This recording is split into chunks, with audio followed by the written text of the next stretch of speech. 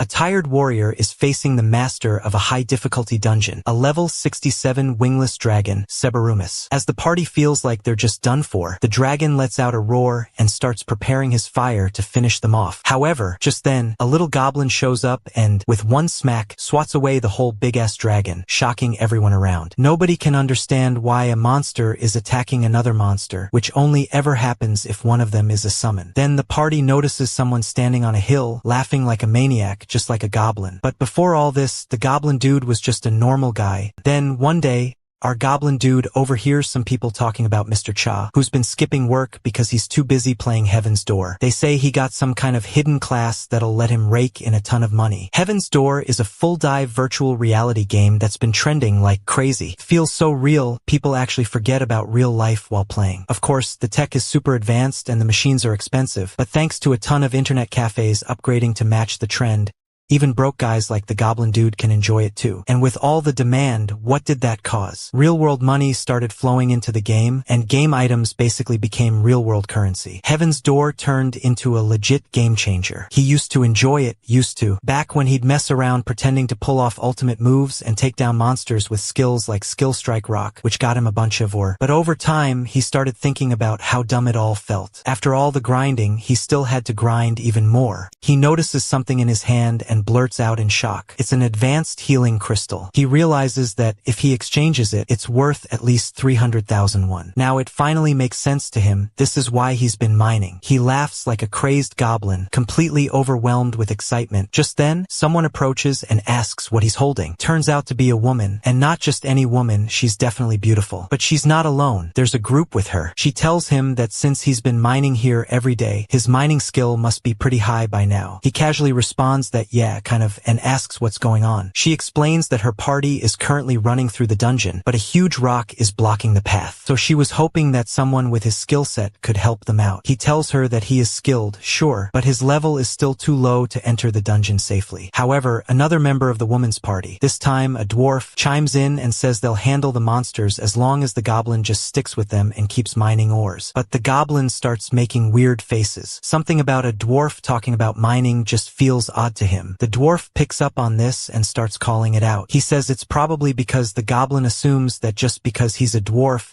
he must be good at mining. He adds that people always think dwarves are only good for mining, that they're useless in battle, and maybe they should just die. Now, to be fair, the goblin wasn't thinking that at all. But then his thoughts go off in a completely different direction. If he joins their party, he could share the experience points and possibly even get his hands on some high-level ores. It doesn't sound like a bad deal, but at the same time, he wonders if he'll really be safe that deep inside a dungeon. Sure, players can revive after dying in this game, but there's that other thing, a detail the game doesn't really talk about out loud. Just as he's overthinking it, the pretty lady grabs his hands and steps really close, looking him in the eyes with a sweet smile. She says she's sorry, but her ideal type just happens to be a guy who mines with strong arms, and she can't help herself. The goblin starts losing it, heart racing, mind spiraling. Then, just as fast, the woman says it's totally fine if he doesn't want to do it. No pressure. But the goblin immediately blurts out that he wants to do it. Of course he does. No way he'd say no to this. Still, in his head, he's freaking out, wondering what the hell he's even saying. Later, he finds himself standing face to face with a grave wolf. It's level 7. Not too bad on paper, but he's still lower level than the monsters, and there's not just one of them. There's an entire pack, and they've got him surrounded. One of them lunges at him, and in that moment, he starts thinking about his mom. But before the wolf makes contact, the woman from earlier tells him not to move. Suddenly, a massive burst of fire rains down right above him. It's a skill, Salamander Flame, and it wipes out the attacking wolf. The pretty lady rushes over and asks if he's okay or if he's hurt anywhere. She introduces herself as Catherine Lee, a level 39 magician. The goblin tells her he's fine and thanks her for saving him. She just took out the entire grave wolf pack in a single move. She's ridiculously strong. However, the lady then tells him that he really scared her. She asks him not to leave her side. It's too dangerous out here on his own. The goblin guy completely loses it internally. He can't believe she actually wants him to stay by her side forever. He starts wondering if this is finally it, the pink romance route he's always dreamed of. Then,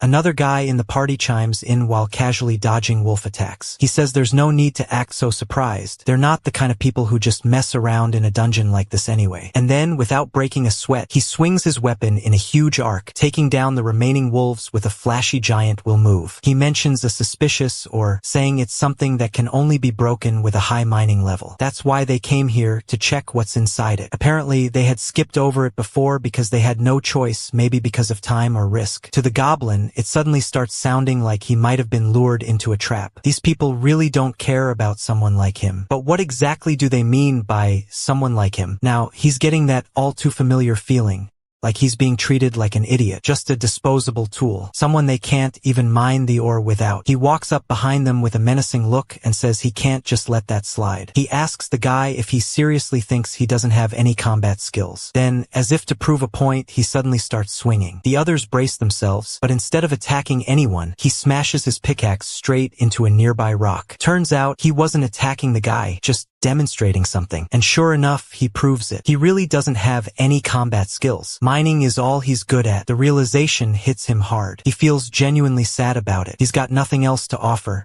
And deep down, he hates that. But what else can he do? The dwarf then says he hopes the info they bought about the ore is legit, because if there's nothing behind it, they're going to suffer a major loss. The other guy adds that it better be true, or he'll make sure the person who brought him here pays for wasting his time in this crap dungeon. Meanwhile, the goblin stays focused on his work. He keeps mining, but inside, he's thinking about how he's so used to getting looked down on, risking his life for pocket change, that it doesn't even make him angry anymore. And somehow, that's what really pisses him off. Still, he forces himself to calm down. He figures if he just finishes his task, gets paid, and leaves, this would just be another ordinary day. Nothing special, nothing worth remembering. But then, with one hard strike of his pickaxe, the ore and the surrounding rocks start to crack. And what they all see inside is something absolutely insane. It's a huge door, a hidden dungeon. They all freeze for a second.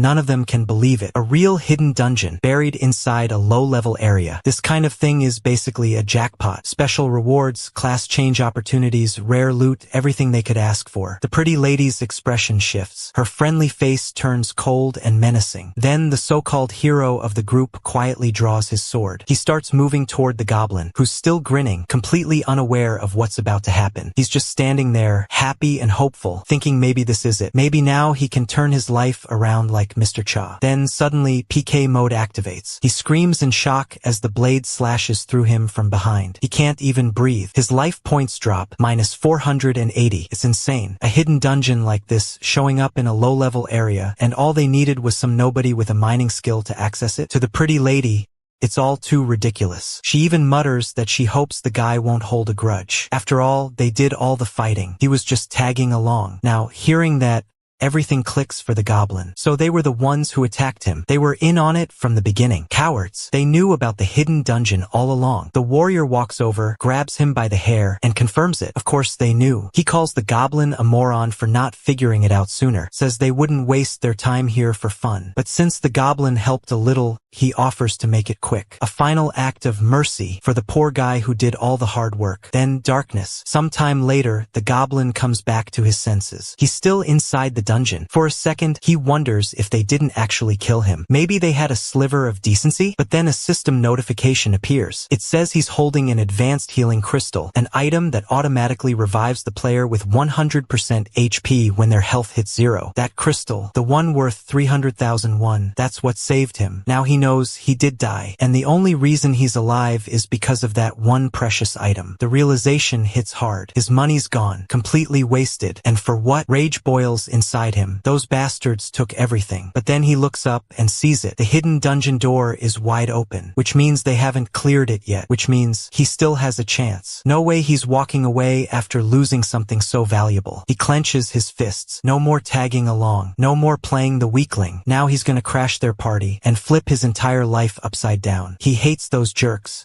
Those smug bastards who look down on him like he was nothing. Now, all he wants is to become their worst nightmare. Fueled by anger, Kim Chul-soo rushes toward the hidden dungeon entrance, yelling at them to just wait right there. He jumps in, determined to flip the script. But as soon as he lands, he realizes, too late, that there are stairs. A lot of stairs. He tumbles straight down, losing 80 HP in the process. Not the entrance he imagined, but still, he actually made it in. He gets up, bruised but focused. His name is Kim Chul-soo, and he tells himself again, this must be the hidden dungeon. Then, up ahead, he sees it. The hidden dungeon, Goblin Shrine, is massive. Right in the center sits a goblin on a throne, looking strangely smug for a dungeon decoration. Kim stares at it, wondering what's with the royal attitude. He starts piecing things together. A shrine dedicated to goblins? Could that mean this dungeon is just filled with goblins? That seems too easy. A hidden dungeon is supposed to be something intense, risky, rewarding. This just feels underwhelming. He keeps walking, noticing how eerily quiet everything is. Something doesn't feel right, and then he spots a hand below him. First, he doesn't get it, but as he steps closer, he realizes what it is. It's the dwarf from earlier. Barely conscious, the dwarf weakly asks if Kim can revive him using a skill, but Kim tells him he doesn't have any revive skills. Then it hits him. Maybe the dwarf is just holding off on pressing the revive button. Maybe he's still hoping to finish this hidden dungeon first. Kim can't help but think how greedy the guy is, even while half dead. And that's when a warning suddenly appears in front of Kim. Warning: this is a high difficulty dungeon far beyond your current level. It is advised that you exit immediately. That freezes him in place. Before he can even react, a loud scream rings out, not from him but from behind. The voice is familiar. It's them, the same people who stabbed him in the back and left him to die. He sees the lady and the hero, both looking completely disoriented and terrified. Kim thinks again about the name Goblin Shrine. Isn't this supposed to be about goblins? But then he sees it. A towering creature, Geiger, level 80. Kim stares, stunned. What the hell even is that thing? He's completely frozen. There's no chance he can do anything against a monster like that. Even the so-called hero who killed him earlier is powerless now. Kim watches, horrified, as Geiger grabs the hero and devours him. It's brutal. Then, the creature turns its eyes toward the woman. She screams, begging for someone, anyone, to help. But Kim just stands there. He doesn't move. He doesn't speak. He's too low level, way too underpowered. He can't believe what he's seeing. The worst case scenario is happening, and he's right in the middle of it. Just then, a new option appears before Kim. Would you like to change your class to Goblin Summoner? He blinks at the screen, confused. Goblin Summoner? Is this some kind of twisted joke? Out of all the possible hidden classes, he immediately rejects it. No way he's going to accept something like that. But as soon as he does, another notification pops up. Class change completed. You are now a Goblin Summoner. Kim shouts in frustration. He swears he clicked no, but apparently the system had other ideas. Before he can argue more with the game, the monster from earlier, the level 80 Geiger, slowly creeps up behind him. Kim glances back and realizes it's already too late. There's no point in running anymore. No going back. With a deep breath, he accepts it. If he's a Goblin Summoner now, then he might as well use it. He raises his hand and calls out for a goblin to come forth. The ground starts rumbling, and then something starts crawling out. But instead of a simple, ragged spawn animation, the summoning is ridiculously flashy. Glowing effects, magical circles, thunder rumbling in the background. It looks like he's summoning a freaking dragon. Kim just stares and wonders what the hell is going on. Why is a goblin emerging with effects worthy of an S-tier legendary summon? It's just a goblin, for God's sake. But the goblin doesn't care what Kim thinks. It's cackling like a proper maniac, radiating some strange aura as if farming attention, spinning in place like a boss character entrance. Kim notices it still looks like a weak, scrawny goblin, nothing special, but whatever. Desperate to buy himself time, he decides to throw this thing in as bait. He points forward and orders it to attack the monster. Just get in there and do something. Anything. The goblin lazily sticks out its tongue and marches forward, right as the level 80 monster raises its hand to swat it away. Kim turns around, already preparing to bolt, until he hears a sound. A boom. He turns his head just in time to see the goblin land a single hit. And then 99,999,999 damage. The monster doesn't even get the chance to respond. It just disintegrates. One hit, gone. Kim stares in disbelief. It's like he just summoned some kind of one-punch-man goblin. He doesn't even know how to react anymore. A flood of notifications appears. EXP gained, plus 4,200,000. New skill learned, feed goblin. New skill learned, walk goblin. Summon goblin leveled up. Even the summoned goblin looks happy, basking in its overpowered glow. Kim stands there, still frozen. He has to admit it, that goofy, pathetic-looking goblin is actually max level. After that monster took down the hero, the female party member didn't stand a chance either. In the real world, her body started thrashing, and she began screaming uncontrollably. A guy nearby rushed over, trying to wake her up. He kept calling out to her, urging her to respond, shaking her shoulders ears, repeating that she needed to wake up, but nothing worked. Eventually, he removed her headset and found her eyes wide open, but empty. She was in shock, completely frozen. She never came back from that fight. Just like that, she was done, mentally retired from the game. Meanwhile,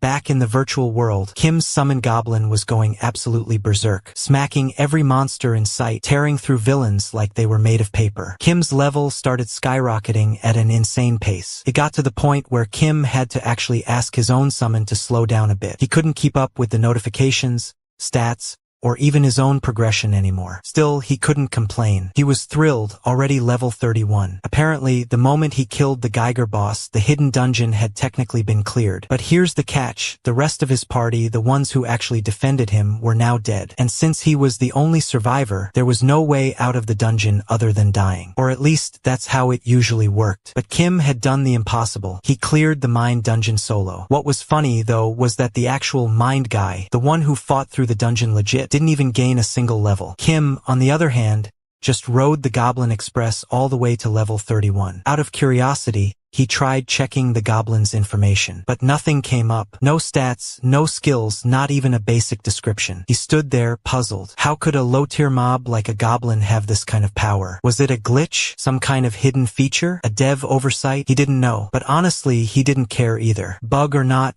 he was going to milk this goblin for all it was worth before the developers noticed and patched it. With a powerhouse like this on his side, he wouldn't have to mine anymore. He could dominate Heaven's Door without grinding like the rest. Later, Kim found himself in a sleek, real-world Nara bank branch. His customer number was called 36, and he stepped forward with a few digital game items to cash out. The teller quickly assessed his goods. Just the wolf pelts alone came out to about 97,001, which could be directly transferred to his account. Thanks to how massive and integrated Heaven's Door was, in-game resources could legally be converted to real-world currency through official banks. Still, Kim asked if he could send the money to a different account. As he checked his inventory again, he remembered he had more valuable items tucked away. Geiger's membrane, his heart. The teller's eyes widened. She recalculated, and the total shot way beyond what she was expecting. Way beyond what anyone would be expecting from a casual game run. She just stared at Kim, stunned. Then she started looking around, like she was searching for her boss. Kim tilted his head. Why was she panicking? Her customer was right in front of her. Soon after, he was invited into a private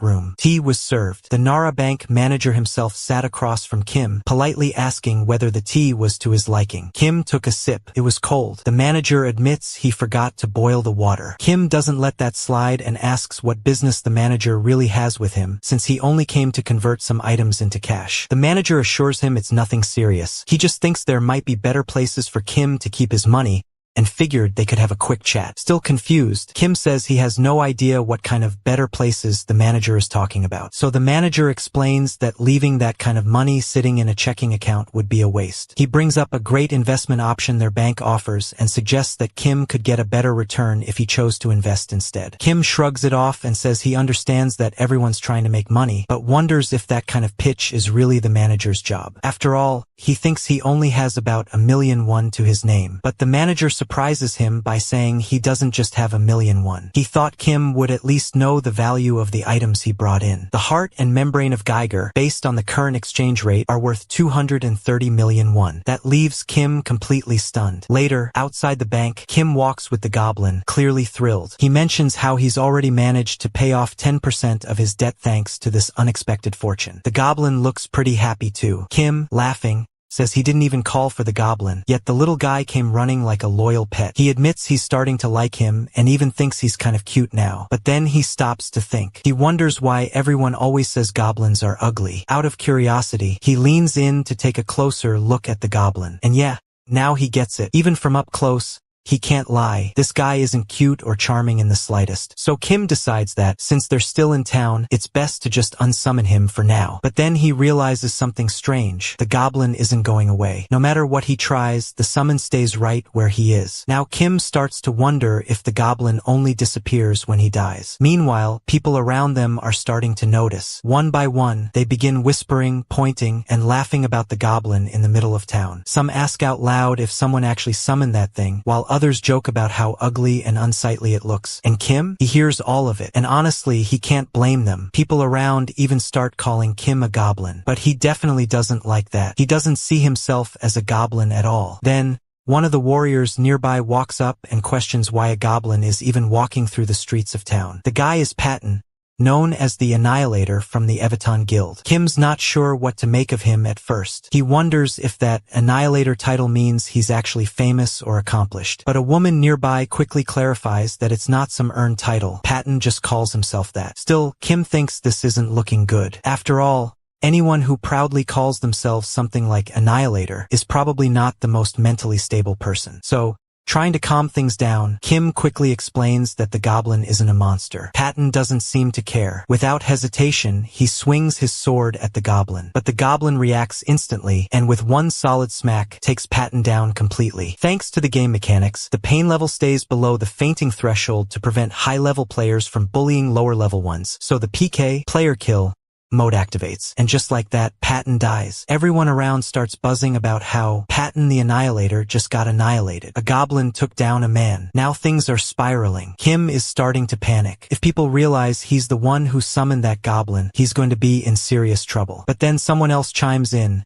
saying that getting schooled by a goblin isn't impressive, it's just embarrassing. To him, Patton's nothing more than a loser. From his perspective, the goblin isn't even worth fighting. This new guy and his party are around level 30. Even though he clearly doesn't want to bother with a goblin, he still feels like he has to deal with it because Patton messed with their guild's reputation. Things are definitely getting out of hand. Kim knows full well that his goblin could easily wipe them all out, but that would only make things worse. So he quickly tries to de-escalate, shouting for everyone to stop. He insists that he'll take care of the goblin himself. But the guy demands to know who Kim even is and warns him not to interfere in their guild's business. Otherwise, they'll just take him down too. Kim says he's not trying to butt in or anything, but seriously, all of them ganging up on one little goblin? That's just a bad look. But of course, the goblin isn't helping the situation. He randomly hurls a rock at them. And just like that, Min-sung, the so-called speed master, gets taken out in one hit. The damage is just way too high. Now everyone's after Kim too. So what does he do? He bolts, starts running like hell. He's thinking, how did it all come to this? He had a max-level goblin and a promising future. He really thought his time in Heaven's Door was finally going to be smooth for once. Then, out of nowhere, this door nearby swings open and some guy waves him in, telling him to come quick. Kim's like, who even is this guy? But the guy says there's no time to explain, just get in.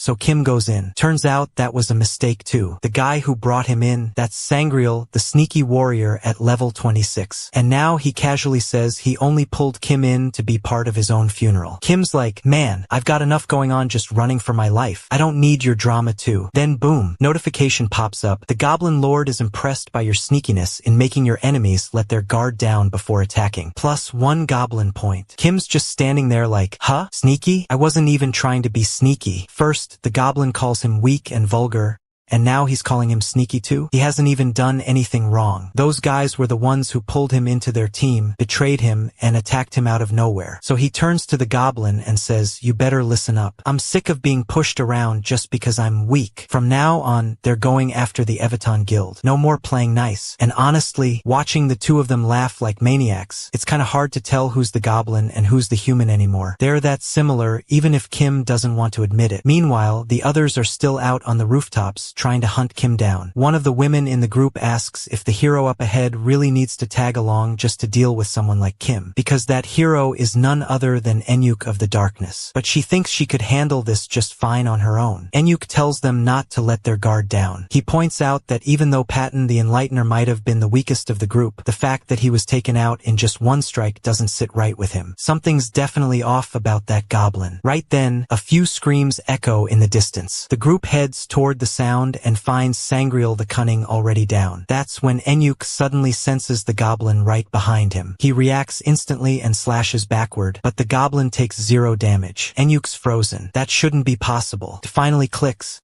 His eyes weren't playing tricks on him earlier. This situation is real and it's bad. He can feel it in his gut. He's about to die. He tries to block the incoming strike from the goblin, but something beats him to it. Jinyu, the Deathbringer, steps in and parries the attack. She gives him a look and asks why he's just standing around like that. She wonders if he's seriously about to let a goblin take him out. Enyuk tells her this goblin isn't normal. He's completely baffled. How can a low-ranking monster deal millions in damage? He's convinced someone's pulling some kind of trick on them. He doesn't know who, But he's done messing around. So he activates his assassin skill, Extreme Evil. He's clearly annoyed that it's come to this, but now his speed's down 90% and every single one of his attacks will land as critical hits. Genyu looks at him and asks why he's going that far. It's just one goblin. What's he doing pulling out a move like that? Enyuk reassures her that it's fine. It might as well be a passive skill to him, but she's still confused. What kind of passive eats up half his mana? Then he switches to reverse grip stance, letting him hold his blades in reverse. It boosts his attack damage, though it cuts his crit rate in half. Still, he's confident. He figures he can finish off the goblin in one clean hit, then go after the other one. Genyu shrugs and says alright, but she wants it over with before anyone sees them. This whole thing would be super embarrassing if word got out. She activates her archer skill, Gale Arrows, which clears all movement speed debuffs in the area and makes every attack a critical hit. Now fully buffed, Enyuk rushes forward, telling the goblin that playtime's over. But the goblin doesn't even bother to look at him. And once again, 0 damage. Enyuk just stands there, completely stunned. He can't wrap his head around what's happening. And then the goblin finally turns toward him, laughing like some crazed villain, clearly already done with whatever he planned. Despite the goblin taking 0 damage, Enyuk ends up getting slammed with a mind-blowing 99,999,999 damage. Genyu's eyes go wide. She hears Enyuk scream, and before she can process it, a new figure walks out from the smoke. This guy, clearly unfazed, throws a cocky line about how people should talk about one-hit finishes after hitting max level. Genyu glances behind her, still trying to make sense of what she just witnessed. It's all too much. She starts to wonder if that goblin isn't just some regular monster after all. Meanwhile, Kim and the goblin both start laughing like total maniacs, like actual goblins. And then, at last, Kim casually drops the bomb. Yeah, he summoned him. Genyu just can't believe what she's seeing. How could a goblin be this powerful? Enyuk of the Darkness was supposed to be one of the strongest members of the Evaton Guild. Meanwhile, Kim keeps laughing like he's having the time of his life. He tells her it's none of their concern anymore. What matters is that the goblin's seriously pissed off. Genyu tries to make sense of it all and asks what Kim is even after and what exactly they're supposed to do now. Kim replies without hesitation,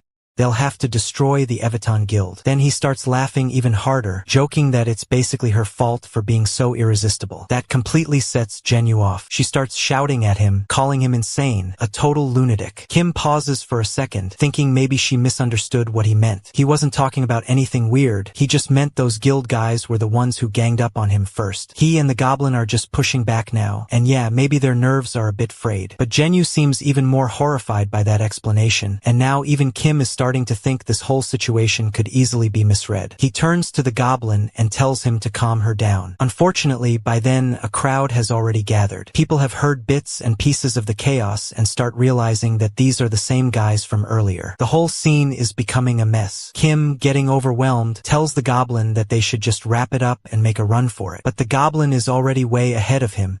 He's towering over June. People start panicking, screaming that the goblin has wiped out the Evaton Guild and might be about to do something terrible to the surviving women. Now they're terrified they'll be next. Kim realizes the situation has spiraled way out of control. He never meant for it to turn into this. He just wanted revenge on the Evaton Guild, and now he's stuck in this nightmare. He shouts at the goblin to stop and let the woman go. The crowd hears him yelling, and they start paying even closer attention. They notice that Kim is just a beginner, dressed in starter gear, standing up to a monster that not even the Evaton Guild could stop. And surprisingly, the goblin actually listens. He stops and lets the woman go. Kim, on the verge of tears, yells again that it's over. It's all done. But everyone else seems to take it differently. They think he's calling the end for the goblin. Everyone starts finding the whole thing kind of impressive. They may not know who this guy is, but they're all cheering for him anyway, wishing him good luck and telling him to crush that goblin. The energy shifts completely. People are rooting for Kim like he's a real hero. Kim, meanwhile, is totally thrown off. He doesn't get why they're cheering. Shouldn't they be calling him out or something? But then it hits him. They have no idea the goblin was summoned by him. So yeah,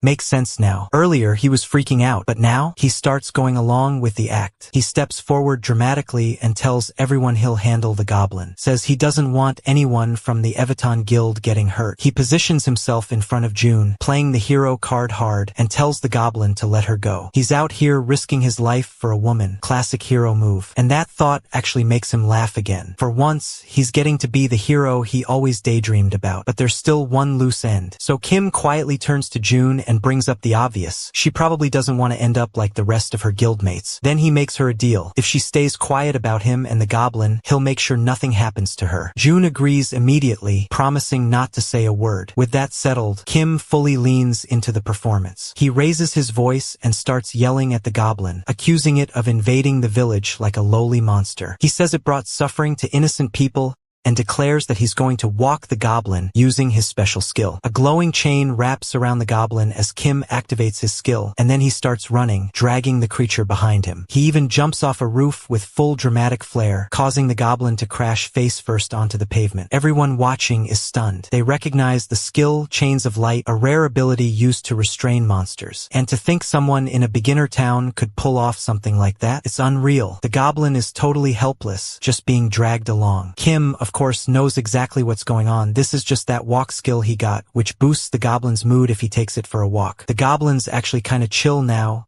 even with the rough treatment. Kim keeps the act up, telling the crowd to stay back because it's super dangerous and he's barely managing to hold the goblin down. Then he adds that now he gets why the Evitan Guild couldn't handle it. The goblin's estimated level is probably over 50. That last part shocks everyone. They all stare at him, completely blown away. Now everyone starts putting the pieces together. It wasn't that the Evitan Guild was weak, far from it. It's just that nobody in this beginner town would have stood a chance against that goblin. Realization hits hard, and the crowd starts seeing Kim in a whole new light. Kim, of course, keeps acting like the whole thing was barely under control. He even plays it up a bit, saying maybe he can't fully defeat it, but he can at least drive it away using his skills. Then he activates goblin feeding, pulls out some goblin chow, and hurls it toward the monster with flair, like it's some epic final move. The goblin doesn't hesitate. It bolts straight for the food. Kim seizes the moment and yells that it's the perfect time to close the town gates. As the goblin dashes out toward the bait, the gates slam shut behind it. Finally, it looks like the crisis is over. Kim lets out a deep sigh of relief and casually checks if everyone's okay. But instead of answering, the whole crowd erupts in cheers. They shout that he actually did it.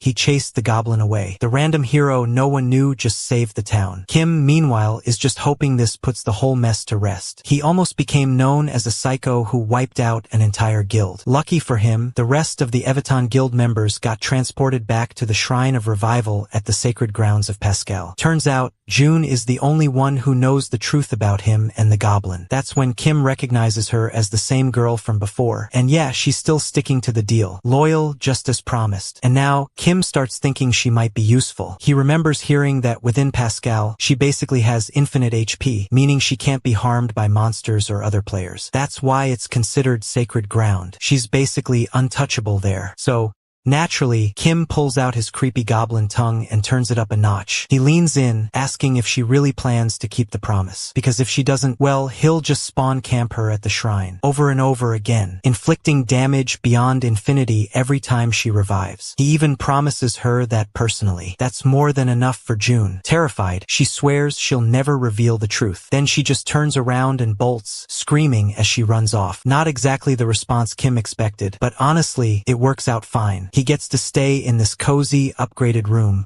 all thanks to doing something heroic. Kinda proud of himself now. He starts reflecting a bit, thinking about how, back then, he had no power. But if he had, he probably would have saved her too. Mostly because, well, she was really hot. Then, just as he's soaking in his moment of pride, a thought hits him. He almost forgot about that goblin point he got from the Goblin Lord. That class he unlocked? Yeah, it was all because he shared a certain kinship with goblins. And now, he just earned another point, this time for being labeled cunning. At this rate, if he keeps racking up goblin points, it won't be long before the goblins start calling him brother. In the skill shop, Kim notices that all the advanced skills are locked. Not much of a surprise. So right now, he figures he only has one choice. His eyes land on a skill called Rally, and he starts wondering what it even does. Curiosity gets the better of him, and he activates the goblin skill without much thought. What happens next? A full-on jump scare. The goblin appears right in front of him. Kim lets out a full-volume scream. He clearly wasn't expecting that. That's when it clicks. This was a summon recall skill. Great, just great. Now this is going to cause trouble. If anyone finds out that this thing is here, they're both screwed. He starts panicking, trying to figure out what to do next. Then a voice breaks through the chaos. Someone asks if he's alright. It's the innkeeper NPC. Kim, still on edge, immediately shouts that everything's fine. He throws in a threat too, tells the innkeeper that if he wants to live, he should just get out of there. The poor guy takes one look at the goblin, screams, and bolts downstairs. Crisis temporarily avoided, maybe. Now Kim turns to the goblin and basically starts begging. He says he gets it, okay? He's sorry about earlier, but seriously, just put that thing down. He keeps pleading, trying to calm the situation. Later that night, as both of them are just lying there trying to get some sleep, Kim starts talking again. He says that, yeah, even though the goblin never did anything, people mocked him and attacked him anyway. And honestly, that hits close to home. Now Kim really feels like this guy is just like him. This world, it's just full of messed up people. The next day, things take a turn. As Kim walks into the open, people recognize him. Someone calls out, saying he's the guy who saved a member of the Evaton Guild yesterday. And Kim? He casually confirms it. Yeah, that was him. He notices how crowded the area is now, and without the goblin nearby, he's feeling a little exposed, a little nervous. Then Ewan approaches. He says there's no reason for Kim to have helped them, especially after they made it pretty clear they were enemies. Still,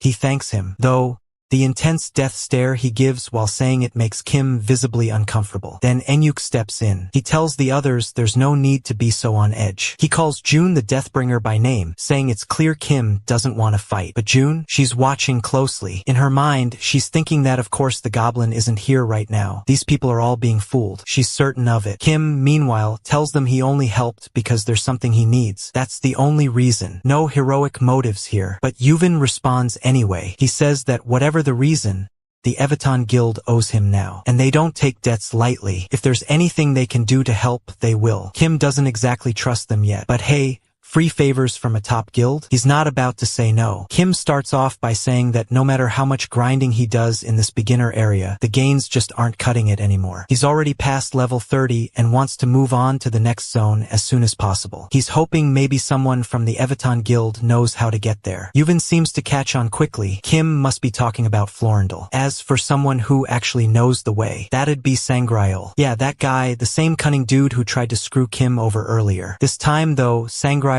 actually apologizes. He seems serious about it too, and judging by the fact that Kim handled that goblin all by himself, Sangryel guesses he must be crazy strong. Maybe even stronger than Peyton the Annihilator, which honestly pisses him off a bit. Kim, on the other hand, knows the truth. He's well aware that he wouldn't have stood a chance yesterday if the goblin had turned on him. One hit, just like he said, and it would have been game over. Anyway, the beginner zone, Lev, consists of 5 standard dungeons. There's the grassland with slimes, the mine dungeon, the dark forest zone, and a couple more. These are all open field dungeons, meaning players can enter them whenever they want. But if anyone wants to leave Lev, that's a whole different story. To get out, they need to clear a raid dungeon. Unlike the open fields, raid dungeons have strict rules. Gates open and close at scheduled times, and there are limits on how often you can try. These raids are basically the final test of the area, the kind of place you're supposed to go only after leveling up properly. Lev's raid dungeon opens just once a month, and now it all makes sense. The reason these guild members were all gathered here, they came to clear the raid, which means yesterday was the day the gate opened. But thanks to that goblin showing up and wrecking everything, their run got completely ruined. Now they're stuck in Lev until the next cycle. This hits Kim hard too. He realizes that he's also locked in this zone for a month. That thought alone horrifies him. Just yesterday, he made over $200,000 from drops off that level 80 monster. With that goblin, he could easily clear even tougher dungeons. He could be making real money right now. But no, now he's stuck in this sleepy little town where there's nothing left to farm and no cash to earn. Definitely not what he signed up for. He yells at the guild, asking if there's any other way out. He says he can't afford to waste his precious time here. Yuvan responds after a beat. He admits, yeah, there is one other way. Everyone around seems just as pissed. They're all fed up with wasting time. The debt's settled, so the group figures it's time to head back. Because honestly, there's no real option left besides just sitting around and wasting time. But just as they're about to leave, June takes one last look at Kim, still standing there with that same intense, unreadable vibe, and immediately bolts. She doesn't even wait around. She's out. Somewhere nearby, the goblin watches all of this unfold. He's perched in the shadows, laughing to himself like he's thoroughly enjoying the chaos. And the moment the group finally disappears, he bursts into even louder laughter, like their confusion and fear is the best entertainment he's had all day. Later that night, everything's quiet until a strange portal suddenly opens in the dark. Then, ding! A system-wide notification pops up. Boss raid has been opened. Everyone sees it, and everyone is stunned. There's just no way. The raid was supposed to be locked for another 30 days. Even Kim gets the notification. Everyone had gathered around the portal, staring at it like it was some kind of miracle. It had actually opened just a day later. That was unheard of. People were murmuring, wondering how many others might already be inside. But then one of the guys nearby casually mentioned that probably no one was. The ones who were prepared had already cleared the raid yesterday and moved on to the next region. So right now it was just this group left behind. Kim arrived around then too. The moment he saw the portal, it all clicked for him. Of course, they had lied. The whole "wait a month" excuse was just a setup to throw him off. He realized he'd been left behind on purpose. Everyone had betrayed him so they could go first. And now he was furious. He started blaming himself too, calling himself an idiot for trusting people again after everything he'd gone through. June quickly tried to explain. She said it wasn't like that and that he was just misunderstanding. But Yuvin didn't try to argue. He just cut straight to the point and asked if Kim was in or not. Kim said obviously he was coming. Like hell he'd just sit back and watch while everyone else got rich inside. Yuvin couldn't help but think that Kim really had a messed up personality, but now wasn't the time for that. He gathered everyone so he could give a quick rundown before they entered. From the intel they had, the portal led to a single chamber, the boss chamber. So they were going to face the raid boss the moment they stepped inside. He didn't expect it to be too dangerous. The boss would probably be level 26 to 30, which was below everyone's current level. But even so, staying alert was a must. Peyton the Annihilator was there too, pumped and ready. Even though their guild master wasn't around, he said the full strength of the Evaton guild was present. And with that kind of force, they figured they could wipe the boss out in about 10 seconds. Everyone was confident. The whole group started marching toward the portal like they already knew they'd win. Meanwhile, the goblin was also nearby, lurking in the shadows. Kim noticed him and made a mental note. If anyone found out that the goblin was with him, it'd cause way too many problems. So for now, he told the goblin to stay hidden until he was called. He couldn't risk another betrayal, not again. Before stepping in, Kim pulled out an advanced healing stone, the kind that automatically revives you with 100 HP if you get knocked out. He had one ready just in case things got messy. Then he paused, briefly wondering if he'd already used this one before, but quickly brushed that thought aside. Didn't matter right now. He stepped into the portal. What greeted him on the other side wasn't what he expected. Standing right in front of him was a steel giant, a level 40 monster. Before he could even react, the entire Evaton guild started screaming and running straight at him. They weren't charging the boss, they were retreating. That's when it hit him. This wasn't the regular raid. This portal was actually a hidden dungeon, the Steel Giant's residence. Yuvin, already annoyed, turns to Sangreal the Cunning and asks what he's skiving off from this time. But Sangreal just shrugs, claiming he doesn't know anything. Meanwhile, Yuvin tells Kim to stop just standing there and to run like everyone else. But Kim doesn't move, because for him, running away from a hidden dungeon is unthinkable. Those are exactly the places that drop the best loot, and everyone knows that. The Evaton guild might be panicking because the monster is level 40, and yeah, getting hit by that thing probably won't just cost them a death, it could have real consequences. But still, it's just a 10-level gap. Kim figures it won't be anything like what happened with Retire. At worst, they'll spit out some blood and pass out. Painful? Sure. Deadly? Hopefully not. And to him, that risk is totally worth it. He figures these Evaton guys don't even understand what kind of rewards hidden dungeons give. If they want to run, fine, he'll take everything for himself. Without hesitation, he activates his rally skill and calls out for the goblin, declaring that he's choosing him for the fight. Only nothing happens. Outside the portal, the goblin just stands there silently, unmoving. Meanwhile, the steel giant doesn't waste any time, charges toward Kim and slams him right in the face. Kim keeps shouting for the goblin, but still no response. A moment later, the members of the Evaton guild see the system notification. Kim has died. His HP hit 0. That's when the Annihilator finally recognizes the name. This was the same guy who fought the goblin yesterday. What an idiot. Yuvin doesn't dwell on it though. He says whatever happens to Kim isn't their concern right now. They've got a bigger problem. The portal's closed. That's not normal. Hidden dungeons don't shut their portals this early. Only raid-type dungeons do that. Sangreal chimes in with a theory. He says maybe they underestimated the place. Just like how standard dungeons can sometimes morph under special conditions, it's possible that a raid could spawn a hidden dungeon instead. So now they're stuck inside a hidden boss raid, and they've got no choice anymore. They're gonna have to fight. Meanwhile, in the real world,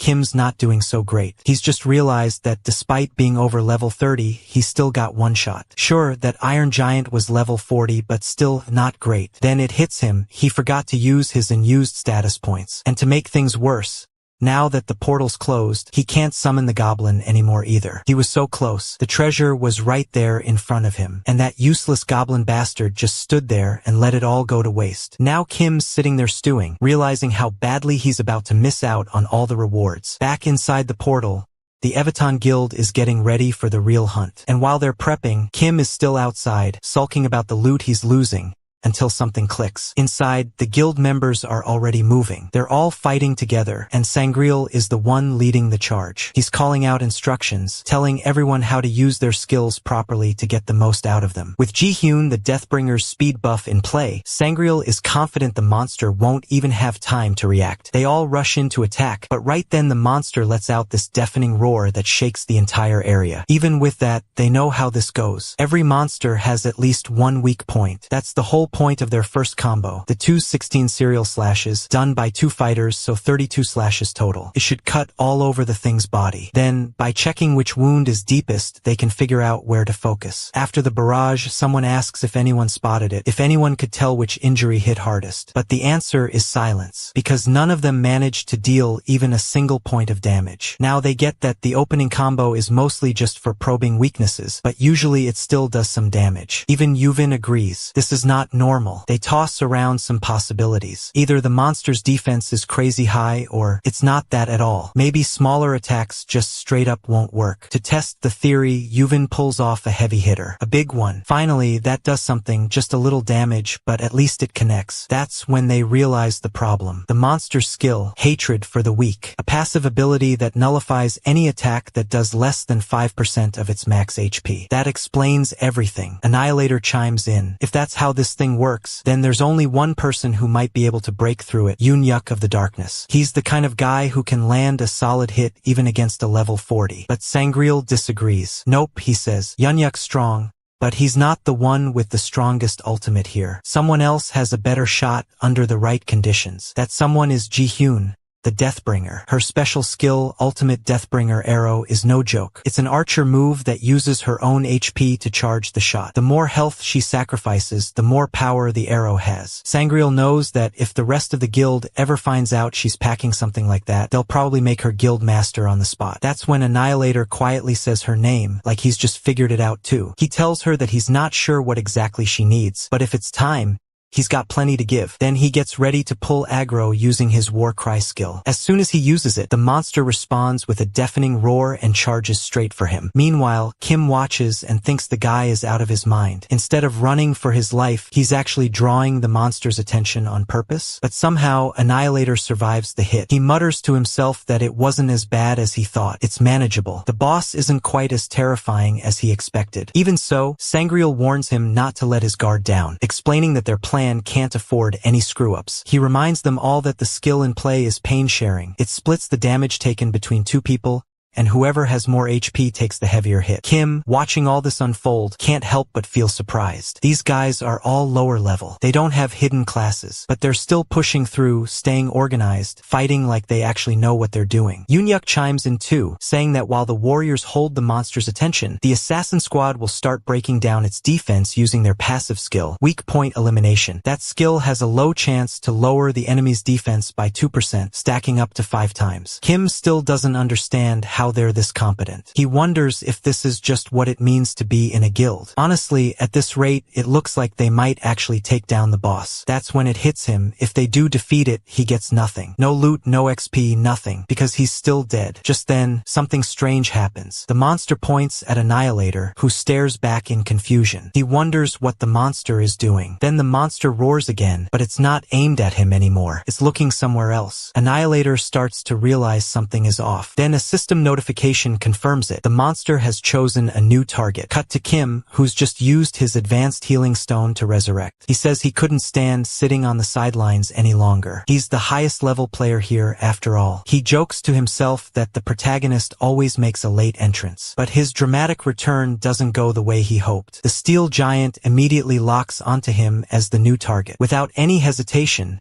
the monster uses its wide-range skill, surface pulverization. In an instant, the battlefield is rocked. A huge number of Evaton Guild members are wiped out. Everyone turns to Kim, absolutely furious. They're in disbelief. They can't understand why he didn't use that resurrection item sooner. Seeing his whole team get wiped out, Peyton the Annihilator loses it. He's furious, but Sangreal isn't having any of it and tells him to stay focused and not let his emotions get the better of him. Still, Peyton charges in with the warrior skill Giga Slash. clearly ready to blow off steam on the monster. But before he can even do anything, the steel giant turns in an instant and takes him out, just like that. And because of Sangreel's pain-sharing skill, he gets slammed with a huge chunk of damage too, enough to knock him out completely. Kim watches, stunned, as both Peyton and Sangreel drop. He can't believe it. In his mind, he didn't even do anything wrong. He just revived himself. How could that possibly be his fault? Yuvin is still alive, though. He takes a moment to think about the situation. Normally, monsters target healers and ranged attackers first. But because of the War Cry taunt skill, the steel giant had been focused on their tank, Peyton. That should have kept them safe. The problem is that when Kim revived himself, it reset the monster's aggro patterns. So now, instead of sticking to the plan, the boss randomly switched targets. The assassins didn't even get a chance to react. They were just wiped out before they could land a hit. Jiyeon, the Deathbringer, looks to Yoonhyuk of the Darkness, clearly anxious, and asks what she should do. She's ready to unleash her one-shot, one-kill bow, the one that consumes her HP to scale up the damage. The more health she sacrifices, the harder the hit. But Yoonhyuk stops her. He tells her to calm down. Firing right now would mess up everything. Their whole strategy would go to waste, especially since the assassins didn't get to stack their debuff skill on the boss properly. Without that defense shred, her shot won't be enough to finish it off. So for now, he says he'll take over tanking. He instructs Jiyeon to hold onto her charged shot and not cancel it, no matter what. If she does, they lose their best chance of winning. Jiyeon nods, understanding how critical this is. Then Kim, still watching all this, asks if there's anything he can do to help. But Yoonhyuk shuts that down immediately. He says unless Kim has his goblin, there's nothing he can do, and that the best thing he can do right now is just stay out of the way. Because honestly, he's more of a liability than an asset at this point. Kim is stunned. He can't believe everyone's treating him like dead weight just because he doesn't have the goblin out. From his perspective, this mess is all their fault anyway. If they hadn't lied to him, he could have brought the goblin in. So really, he thinks they're the ones to blame, not him. Despite knowing their way out of their depth, everyone is still treating Kim like a burden. He gets fed up, really fed up, and decides he's done trying to help. With full ego and zero chill, he tells himself that he's just going to let them all struggle until every last one of them dies on their own. Meanwhile, the steel giant shifts its focus and locks onto Jiyeon the Deathbringer. Just as Yoonhyuk predicted, the boss is now targeting their ranged damage dealer, which makes perfect sense. It prioritizes archers now. Yoonhyuk steps in, determined not to let that happen. He calls out the monster, making it clear he's the one it should be fighting. It's a risky move, but he charges in with Twin Blade Rave, slashing at the monster in a flurry of blows. The steel giant roars, annoyed more than hurt, but Yoonhyuk keeps up the pressure. He wants to show what real aggro control looks like. He keeps slamming the boss with attacks, pushing it to recognize him as the real threat. Because when it comes to taunting monsters, one way is to deal the most damage. It's only after 3 of his strongest attacks that the monster finally shifts its focus to him. Weak point Severance may only have 3 stacks so far, but his burst damage is enough to get the job done, for now. All that's left is to buy Jiyeon enough time to fire off her ultimate. Yoonhyuk pushes himself harder, taunting and dodging, activating quick evade to avoid all physical attacks for the next 3 seconds. But then, right as he's starting to think he's got the situation under control, he gets a notification. His MP is out, completely drained. He freezes for a second, caught off guard. That's all the monster needs. In the blink of an eye, it lands a devastating hit. Kim watches as Yoonhyuk of the Darkness falls right in front of him. Kim shakes his head, completely unimpressed. He mutters how ridiculous this all is, how the so-called elite Evaton Guild,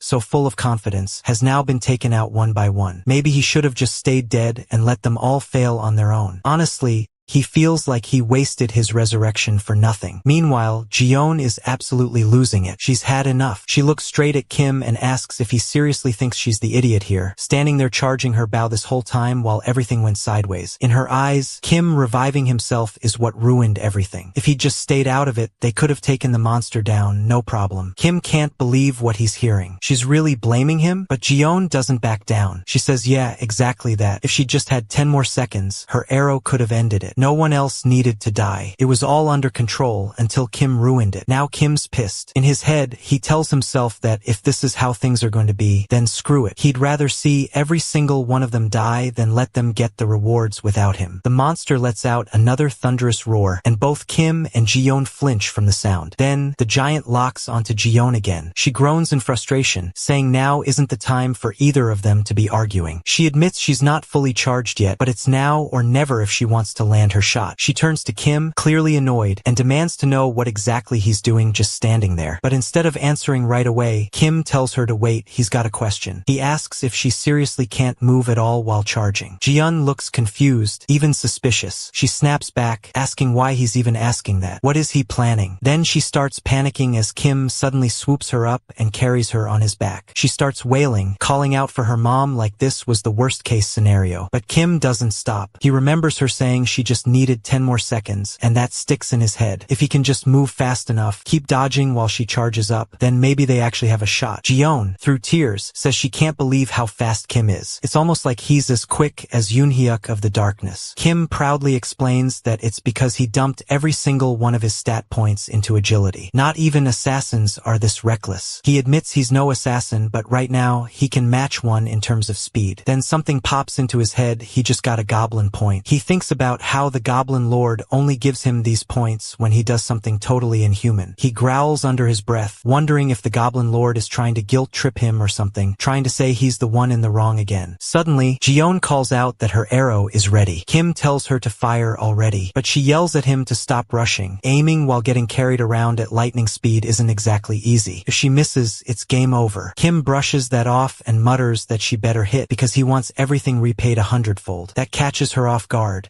So she asks what he means. He explains that after all the blood he spilled earlier and the cost of the greater healing stone, he wants full compensation, every bit of it. While dodging and weaving through the battlefield, Kim circles the massive steel giant again and again. The monster keeps swinging, getting more and more agitated. Then Ji-yeon's skill finally activates. One shot, one kill bow. But just as that happens, the steel giant starts channeling a terrifying skill, World Demolisher, an area of effect attack that spans in every direction. Kim stares in horror.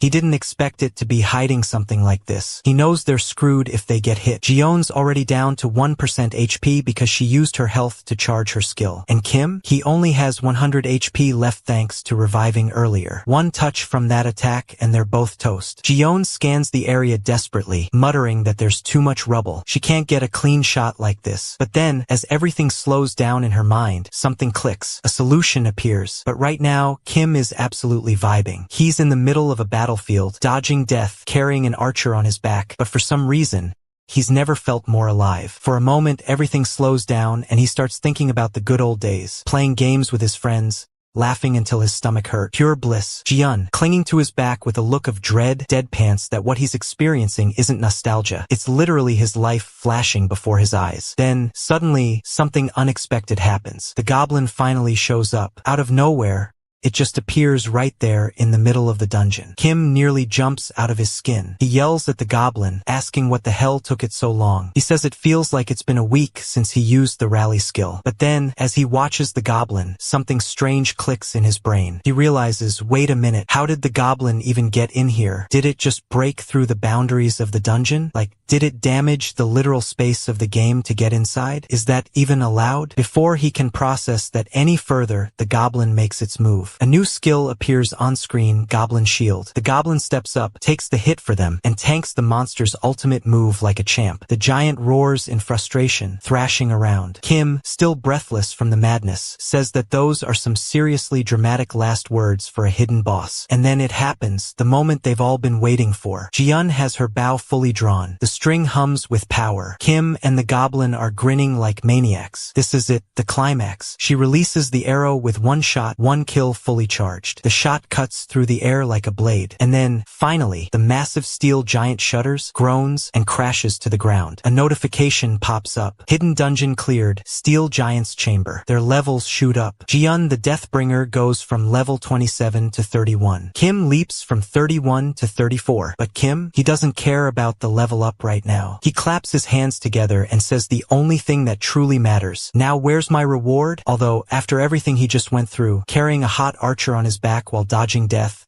watching a goblin punch through dimensional walls, surviving an AoE nuke, honestly, you kinda have to wonder, what more reward does this guy even need? All the fallen characters are revived after clearing the raid. The leader checks on everyone, asking if they're alright. The Annihilator replies that he is, although he can still feel some blood around, but hey, at least it's over. If that thing's level had been any higher, they'd have been in serious trouble. Sangreal the Cunning is also there, but some people notice he's not breathing. Others casually say that just smacking him a bit should fix him up. Meanwhile, the leader demands an explanation of what exactly happened. Kim, however, doesn't want anyone coming near him. He warns them off. The leader wonders why Kim's acting like that. Jiyeon tries to explain. She remembers how, after leveling up and seeing the reward, Kim immediately ran for it. But a notification popped up saying he hadn't met the conditions for unlocking the hidden class. Just clearing the hidden dungeon wasn't enough. Apparently, even though they got the Goblin Lord's favor, technically meeting the class advancement requirement, they still had to fulfill certain hidden conditions inside the dungeon itself. Kim gets it, though. It actually makes more sense to unlock the hidden class before defeating the boss. Still, no use thinking about it now. He's more focused on the dropped rewards. But Jiyeon tells him to wait. Sure, the two of them may have landed the final hit, but everyone fought together. She insists they need to consult the group before splitting the loot. Kim isn't having it. He doesn't want to share anything, and he's been like that ever since. The leader watches him and jokes that Kim might actually be a golem or something, but to Kim, the reward is just too valuable. The leader then announces that the raid boss is officially cleared, and since Kim's team helped them out twice already, he doesn't want to argue over some surprise loot. But Sangreal the Cunning isn't done being cunning.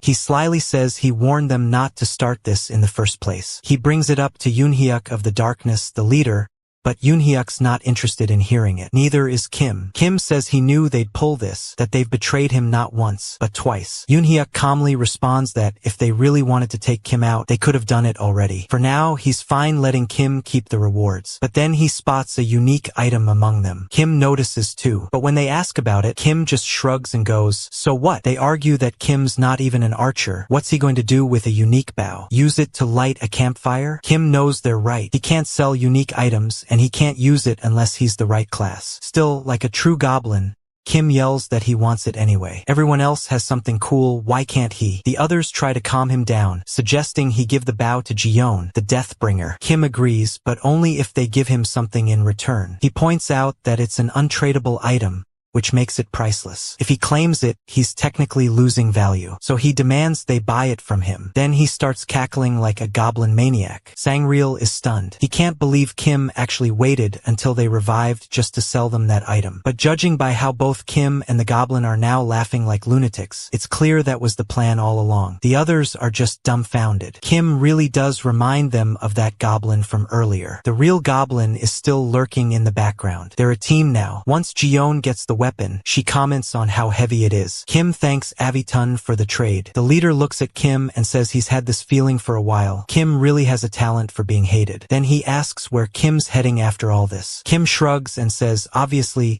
anywhere without these people, since he doesn't like them. And honestly, the feeling's mutual. The others think Kim's twisted anyway, so they leave too. As Jiyeon walks away, she glances back with a small smile. Maybe she does like our little goblin dude after all. Now Kim and the goblin can walk around freely without worry. Kim's a bit bummed about losing the unique bow, but it's not like he could have used it. What he did get in return was something far more useful, a consumable item called the Thief's Glove. He can use it to steal anything, but only once. He can't steal from higher level characters, and it won't work on other users. Still, the real jackpot is this high-purity steel. Just a short while ago, Kim was basically a mining-only player. Those idiots were so focused on the shiny bow, they didn't even realize what this material was worth. Since they were the ones who betrayed him first, Kim doesn't feel even a little guilty. Later, in Fyrandel Phoenix El Bazaar, Kim spots a bunch of high-level players. He's never seen gear like that before. He wonders how much they must make grinding every day. He can almost smell the money in the air. Before he thinks about repaying any debts, though, he needs to upgrade his gear. Even if that was a hidden boss, the fact that he got one-shot by something 9 levels below him really messed with his pride. But to be fair, he's been wearing the same armor since level 3. No wonder it's practically rags now. Then he notices something weird. The armor actually gives negative defense. No wonder he got wrecked. But just as he's processing that, the goblin wants to show him something. Kim turns and warns him not to cause trouble in the village. But then he stops. Standing there is a massive monster. Kim panics. Why is there a boss-level monster just wandering around here? He immediately tells the goblin to protect him. But then, another figure appears. A woman comments that she's never seen anyone treat a goblin like their own child before. She introduces herself as Irene, a level 76 summoner. She wants to confirm something. Did Kim actually summon this goblin as his monster? She assures him there's no need to panic. The huge monster beside her, Michelle, is actually very well behaved while in town. Kim, though, is still freaked out. That monster's drooling like crazy, and Kim can feel her strength. He doesn't even need to fight her to know she's the real deal. She casually mentions that most guilds, including Aviton, wouldn't even dare challenge her. Then she looks at Kim and says, "You're kind of cute, you know?" But before he can react, she clarifies. She's not talking about Kim. She wants to know the name of the little goblin kid standing beside him. She wonders out loud if Kim hasn't even named his summon yet. And when Kim thinks about it, he realizes he really doesn't care. Like, who actually bothers naming their summon monsters anyway? Still, he's a little stunned that Irene just called this ugly goblin cute. Irene laughs it off and says that one-sided relationships like this are bound to be unstable. Then she points toward the goblin and tells him to take a proper look. This little guy's already in a full-on aggressive stance just because Kim told him to protect him, even though Kim hasn't even bothered to give him a name. She hopes Kim won't be so dull the next time they meet. For now, she just tells Michelle, the massive monster with her,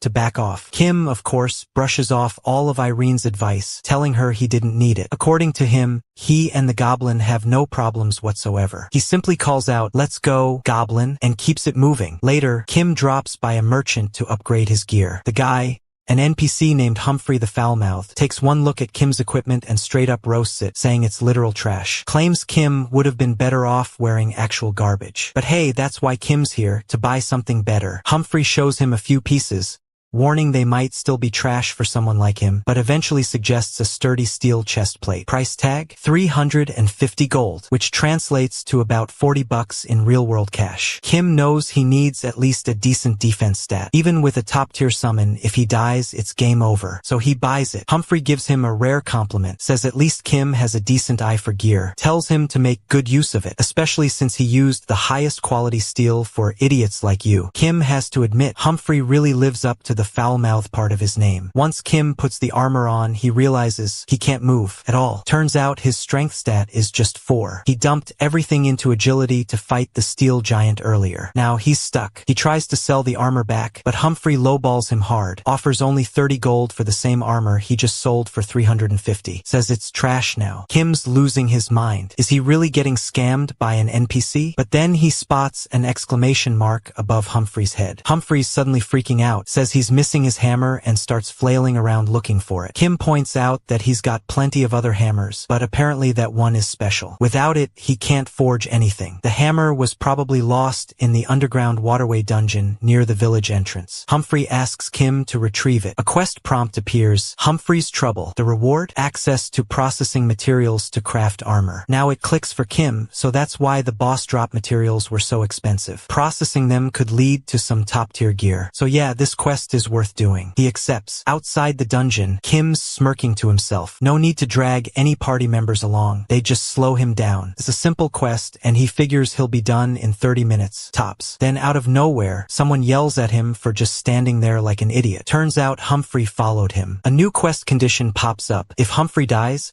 the quest fails. Now Kim's totally confused. What the hell is this guy even doing here? Kim definitely wasn't expecting to get stuck babysitting a level 13 burden, especially one with such a nasty mouth. He figures there's no point trying to play along with this guy. After all, he dumped every single point into agility, which means he could just zip around, ignore all the trash mobs, and beeline straight to the boss monster. So, without wasting time, Kim starts sprinting. He knows how these escort-type quests work. NPCs are usually annoying and clingy, following the player no matter what. But if the player gets far enough ahead, the NPC will just stop and stay in one place. Perfect. Kim decides to exploit that and ditch Humphrey right at the entrance. But just as he's getting into the groove, a system notification pops up. Humphrey the Foul-Mouthed is under attack. Mutant slimes, one level 31, the other level 30, along with a diseased rat at level 30, are all ganging up on the poor old man. And Humphrey, sitting way back at level 13, clearly isn't built for this. Kim shouts back at him, telling him to stay out of it and not pick fights, then immediately orders Goblin to head back and handle it. The Goblin rushes in and wipes the floor with all the monsters. But of course, Humphrey starts puffing up his chest, thinking he's the one who just soloed the whole enemy squad. He starts bragging about how they were no match for him, calling himself the great and mighty Humphrey. Kim's had enough. He yells at him again to stop screwing around and just stand still. But does Humphrey listen? Of course not. He senses something else nearby and, without hesitation, charges forward to join yet another battle. At this point, Kim's ready to take the guy down himself. He mutters how much of a pain this is, reckless charging, like the guy's invincible or something. But if he dies, the entire quest fails, and Kim would have to start all over again. Thinking things through, Kim considers letting the Goblin stick with Humphrey while he dashes ahead to finish off the boss. But then another thought crosses his mind. What if he needs the Goblin later and Humphrey dies in the meantime? That would be game over. There's only one real solution. Kim tells Goblin there's been a change of plans. They're not skipping mobs anymore. From now on, they're clearing out everything on the way. Cut to Humphrey once again in the middle of a massive mob of enemies. Clearly, he can't do anything on his own, but thanks to Goblin tanking and tearing through them, he stays unharmed. Still, Humphrey keeps puffing up, convinced he's the one landing all these flashy moves. He even starts shouting about how it's been ages since he's gone all out like this. Kim, trailing a bit behind, watches the whole thing with a tired look. Sure, this method is slower, but at least it's safer. That said, he still finds the old man unbearably annoying. Then, out of nowhere, Humphrey angrily calls Kim a bastard and accuses him of looking down on him. Kim tries to explain that he's not doing anything of the sort, but Humphrey isn't done. He goes on about how he used to be a proud warrior before becoming a blacksmith. And right there, he activates War Cry, a skill that provokes monsters nearby. Kim nearly loses it. Because of that shout, even monsters that were asleep or would have left them alone are now riled up. Of course,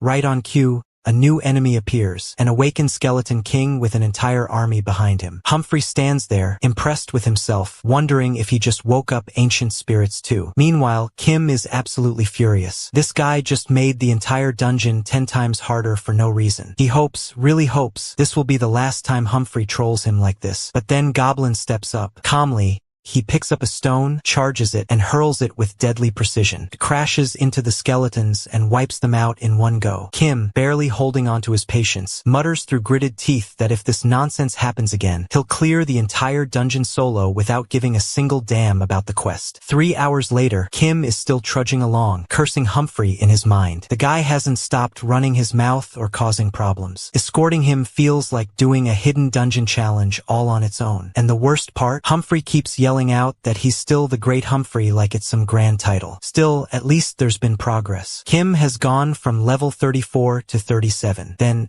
out of nowhere, he hears something. Humphrey yells out a warning, telling Kim to move. It's a trap, and then arrows come flying out of hidden launchers. Kim immediately grabs Goblin and dives to the side, checking the surroundings, trying to figure out what just happened. Why did the trap activate? What even triggered it? Then he sees it. Humphrey is on the ground, barely hanging on with a sliver of HP, and clearly the one who set it off. To make matters worse, Humphrey starts shouting at Kim and Goblin, calling them cowards and trash for only caring about saving their own skins. Before Kim can even react, a system notification appears. Humphrey the foul-mouthed has been afflicted with poison. His health is now ticking down slowly and steadily. Kim can't help but make a classic Goblin face, full of irritation, as Humphrey's HP keeps dropping. Then, just as expected, a notification pops up. Humphrey the foul-mouthed has died. Kim storms out of the dungeon, absolutely fuming. He wants to strangle that bastard again, even though the guy's already dead. He starts running, full speed, when suddenly a mysterious figure spots him and says he's finally found him. He's been searching for Kim. Back at Humphrey's place, Kim notices a big crowd gathered and wonders what's going on. Someone in the crowd makes a snide comment about Kim's shabby equipment again. Kim just laughs it off with the Goblin, making a cheeky comment about how that's a weird choice for someone's final words. Strangely enough, Humphrey thanks Kim for retrieving his hammer, which completely confuses him. A notification confirms the quest Humphrey's troubles has been cleared, and now Kim can use crafting materials for equipment. Turns out the hammer had dropped right after they killed that rat at the beginning, and Humphrey mocks Kim for not realizing it sooner. Kim wonders why this guy waited so long to say anything. But of course, for Humphrey, the only thing worth telling Kim is that he's trash. Later, Later, Humphrey starts forging. He explains how the quality of a piece depends on the sweat of the blacksmith, and with high-purity steel in play, something amazing is being made. He proudly shows it off, declaring that when premium materials meet the hands of a master craftsman, something extraordinary is born. Kim, still a bit skeptical,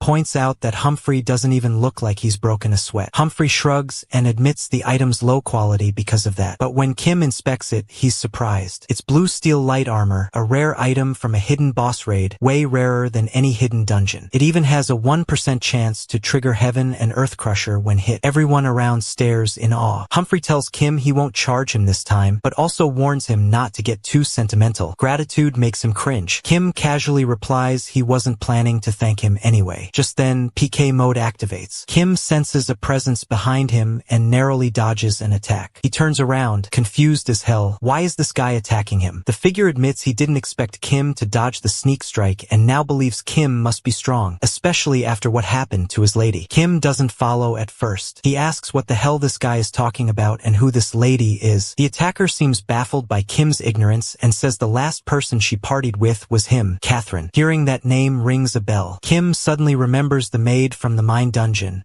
the one who was with that dwarf. Now things are adding up. Kim insists that this must be some sort of misunderstanding. Whatever she told this guy, she's the one who betrayed him, stabbed him right in the back. But the attacker isn't buying it. He says Kim's walking around alive and well, while she's in a vegetative state, totally unresponsive. There's no way Kim gets to play the victim card. Even Kim's shaken now. He had no idea things got that bad. Sure, that Geiger attack hit hard. But a coma? That's wild. And now he's being blamed for all of it? No way. He yells out that it was Geiger's fault, not his. He did nothing wrong. But to the figure, whether Kim is innocent or guilty isn't the point. Because of what happened to Catherine, the whole succession of the Samyang Group's next heir is now in chaos. He launches another attack, but Kim notices it doesn't deal any damage. That's when Kim decides it's time for a proper conversation. He puts on a scary goblin grin and says maybe they should talk, start from the beginning. The guy just revealed that Catherine is the daughter of the Samyang Group's chairman, and that she's unwell. Kim sees this as one hell of an opportunity. And yeah, not gonna lie, the smile is definitely growing on me. The Samyang Group is a global giant in cell phones and semiconductors, so big that people say landing a job there means you've basically won at life. And now, the daughter of this mega company's president is lying unconscious in a hospital bed because she played a game while partying with Kim. Kim tries to explain the situation to the figure standing before him. He says she got attacked by a level 80 monster in a hidden dungeon. He's not totally sure, but he guesses it's one of those shock-related cases or whatever you call them. But the figure pushes further. He asks how Kim even got out of there in the first place, since Kim had said he was only level 3 at the time. Meanwhile, the girl was almost level 40 and still ended up in that condition. He just can't wrap his head around it. Kim explains that he somehow got a hidden class out of nowhere. He says he just got lucky. He even jokes that maybe she should have gotten the hidden class instead of him, but, well, things worked out the way they did. But in his head, Kim is thinking this whole thing is nuts. She's still in that state even after all those doctors tried to help her. And meanwhile, someone like him would have been toast instantly in that fight. The figure, clearly not buying all of this, says again that a level 3 getting out unscathed doesn't make sense, even with a hidden class. He's not convinced, since hidden classes aren't some miracle fix. Kim just groans internally. He hates talking to people like this. He starts nervously chuckling and asks if her chances of recovery are really that low. The figure tells him to shut it. She's still alive, just unconscious. The best doctors have already checked on her, but they all gave the same answer. No idea why she won't wake up. Apparently, there's nothing more they can do. So Kim shrugs and says maybe all they can do now is wait. But then he casually asks if she got hurt in-game, then why not try healing her in-game too? The figure seems intrigued and urges him to keep going. Kim says he vaguely remembers reading about some similar case in the US. Someone fell unconscious. The family was about to give up, but then, miraculously, the person came back. It was something like that, he says. But honestly, Kim's making all of this up on the spot. He throws in that the odds are something like 1 in 9.9 million. Total BS. But hey, better to at least try something than sit around praying for a miracle. right? That's the line he feeds the guy. Because in Kim's eyes, that woman lied to him first, so he doesn't mind lying back. As the figure stares at him, Kim tries to stay cool, looking away and sweating slightly, hoping he hasn't been caught spinning a lie. Later, we see the pretty lady again, now logged into the game. Kim is completely dumbfounded. They actually plugged in someone who's unconscious? They must be truly desperate. But he also realizes if they find out he lied, they'll probably destroy him. Still, he laughs like a goblin, thinking that at least he'll be seen as the guy who tried to save her. Now that this massive corporation is watching him, they can't just write him off. If she wakes up, awesome. If not, whatever. Kim couldn't care less. As he approaches her in the game, he says to himself that he'll act like he's doing everything he can to bring her back. Then, after a bit of time, he'll go back to the company and hit them with a serious face, saying something like, "I think you might want to sit down for this." He's already picturing the drama in his head and laughing about it. But before all that, he needs to figure out how to move her around since, well, she can't exactly walk. Then he gets an idea. He remembers that if done forcefully, she'll follow him. So with a chain, he can lead her anywhere. Feels a bit messed up, but hey, it works. As he walks around dragging her along, other players see what's happening and start murmuring. They're all pointing out how a goblin is pulling along a female player. The vibe is bad. People start saying he's the worst and wish death upon him. Even Kim can't pretend this is okay. He tries to explain to the crowd that they've got it all wrong, that he's actually close with this woman, but no one looks convinced. But this just makes things worse, as everyone starts whispering about how someone could treat a person close to them like that. Another guy even mutters that maybe he should get close to Kim just so he can beat him up. Now Kim is sweating. This is really bad. Everyone's completely misunderstood the situation. It's just like what happened in the last town. Then suddenly, a loud voice calls out to him, telling him to come over quickly. Kim turns and asks who this guy even is, but the man just urges him to hurry, saying there's no time to explain. Kim isn't buying it, though. He tells the guy that if he wants to live, he better start explaining things real soon. Because Kim never thought he'd run into this guy again, Sangreal the Conniving. Sangreal quickly corrects him, saying it's actually the cunning, not the conniving. He also notices that Kim has summoned that same goblin. Kim admits he did get out of a mess thanks to it, but that doesn't mean he trusts them. So now he wants Sangreal to spill. What exactly is the Aveton Guild up to? Sangreal tells him not to get the wrong idea. They just happened to be gathered for a raid that one time. The guild doesn't normally travel as a pack. Kim shrugs it off, saying he doesn't care all that much anyway. But he still asks if Sangreal's in charge of info for Aveton. Now that they've crossed paths, he wants something useful, info about the area, because he doesn't know a damn thing about Firandel. Sangreal quickly hushes him and says they'll need to move somewhere else if Kim wants to learn anything about Firandel. He leads him to a quieter spot, but as they go, PK mode activates, and Sangreal takes some hits. Still, he shares what little he knows. The boss raid here doesn't show up every month like in Leviticus. There are special conditions that need to be met. Then Sangreal asks why Kim is so obsessed with dungeons in the first place. He's noticed how Kim always loses his cool when dungeon raids get delayed. Kim tries to brush it off, nervously saying it's about the money. He needs stronger dungeons to make better cash. But in truth, he just can't admit he's been exploiting a bug. If Sangreal finds out, he might report him. Sangreal warns him that even if he's aiming for stronger dungeons, there's a process. Kim only just reached Firandel after all. But as luck would have it,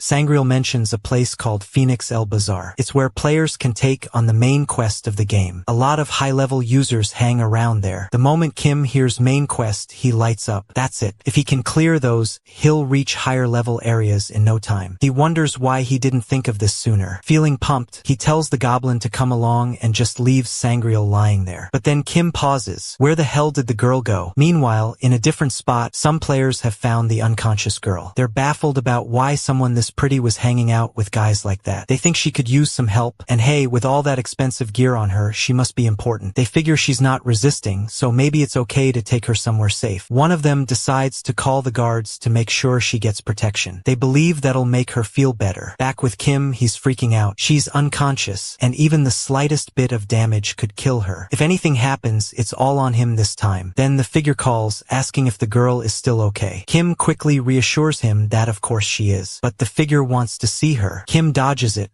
saying he's in the middle of something and asks for payment first. The figure presses, wanting to know what exactly Kim is doing and why he sounds out of breath. Kim insists he'll show him later and hangs up. Now the figure is getting pissed. Another man standing nearby tells him to let Kim be. What could possibly go wrong? That man is Han Ki-moon, the president of the Samyang group and also a level 76 knight. The butler nearby apologizes for the inconvenience. Kim-moon mutters that Catherine is next in line for Samyang. What could a commoner like Kim possibly do to her? The butler quietly wonders why Master Kim-moon even let her get handed off to someone like him. If healing her in the game was even remotely possible, wouldn't it have made more sense for them to do it themselves? But Han explains there's just no way to heal her. It's impossible. Sure, there's a risk something might happen to Catherine, but what would that even change now? As the daughter of Samyang, she always lived how she was told. The only thing she ever truly chose for herself was Heaven's Door. To her, this game probably felt like freedom, a kind of heaven compared to the hospital ceiling. That's why President Han Kim-moon allowed it. Maybe this way she could at least feel free. Meanwhile, Kim is running full speed through the massive town with the goblin right beside him. He's out of breath and completely baffled by this ridiculous stamina mechanic. What kind of game punishes players with breathlessness like this? How the hell is he supposed to find her in a city this huge? And then it hits him. He remembers he hasn't done anything wrong, right? Plus, he earned a goblin point earlier. Maybe he unlocked some skills? He opens the skill menu to check. One of the skills, Goblin Health Share, lets him use his own HP to restore the goblin's health. He wonders why a beast like this even needs healing. Another one catches his eye, Goblin Throwing. Apparently, he can literally chuck the goblin to a location of his choice. He figures it might come in handy, so he activates Rally and then goes ahead with Goblin Throwing. The goblin soars through the air, totally loving the view from up there. Kim himself is kinda into it too. It's working,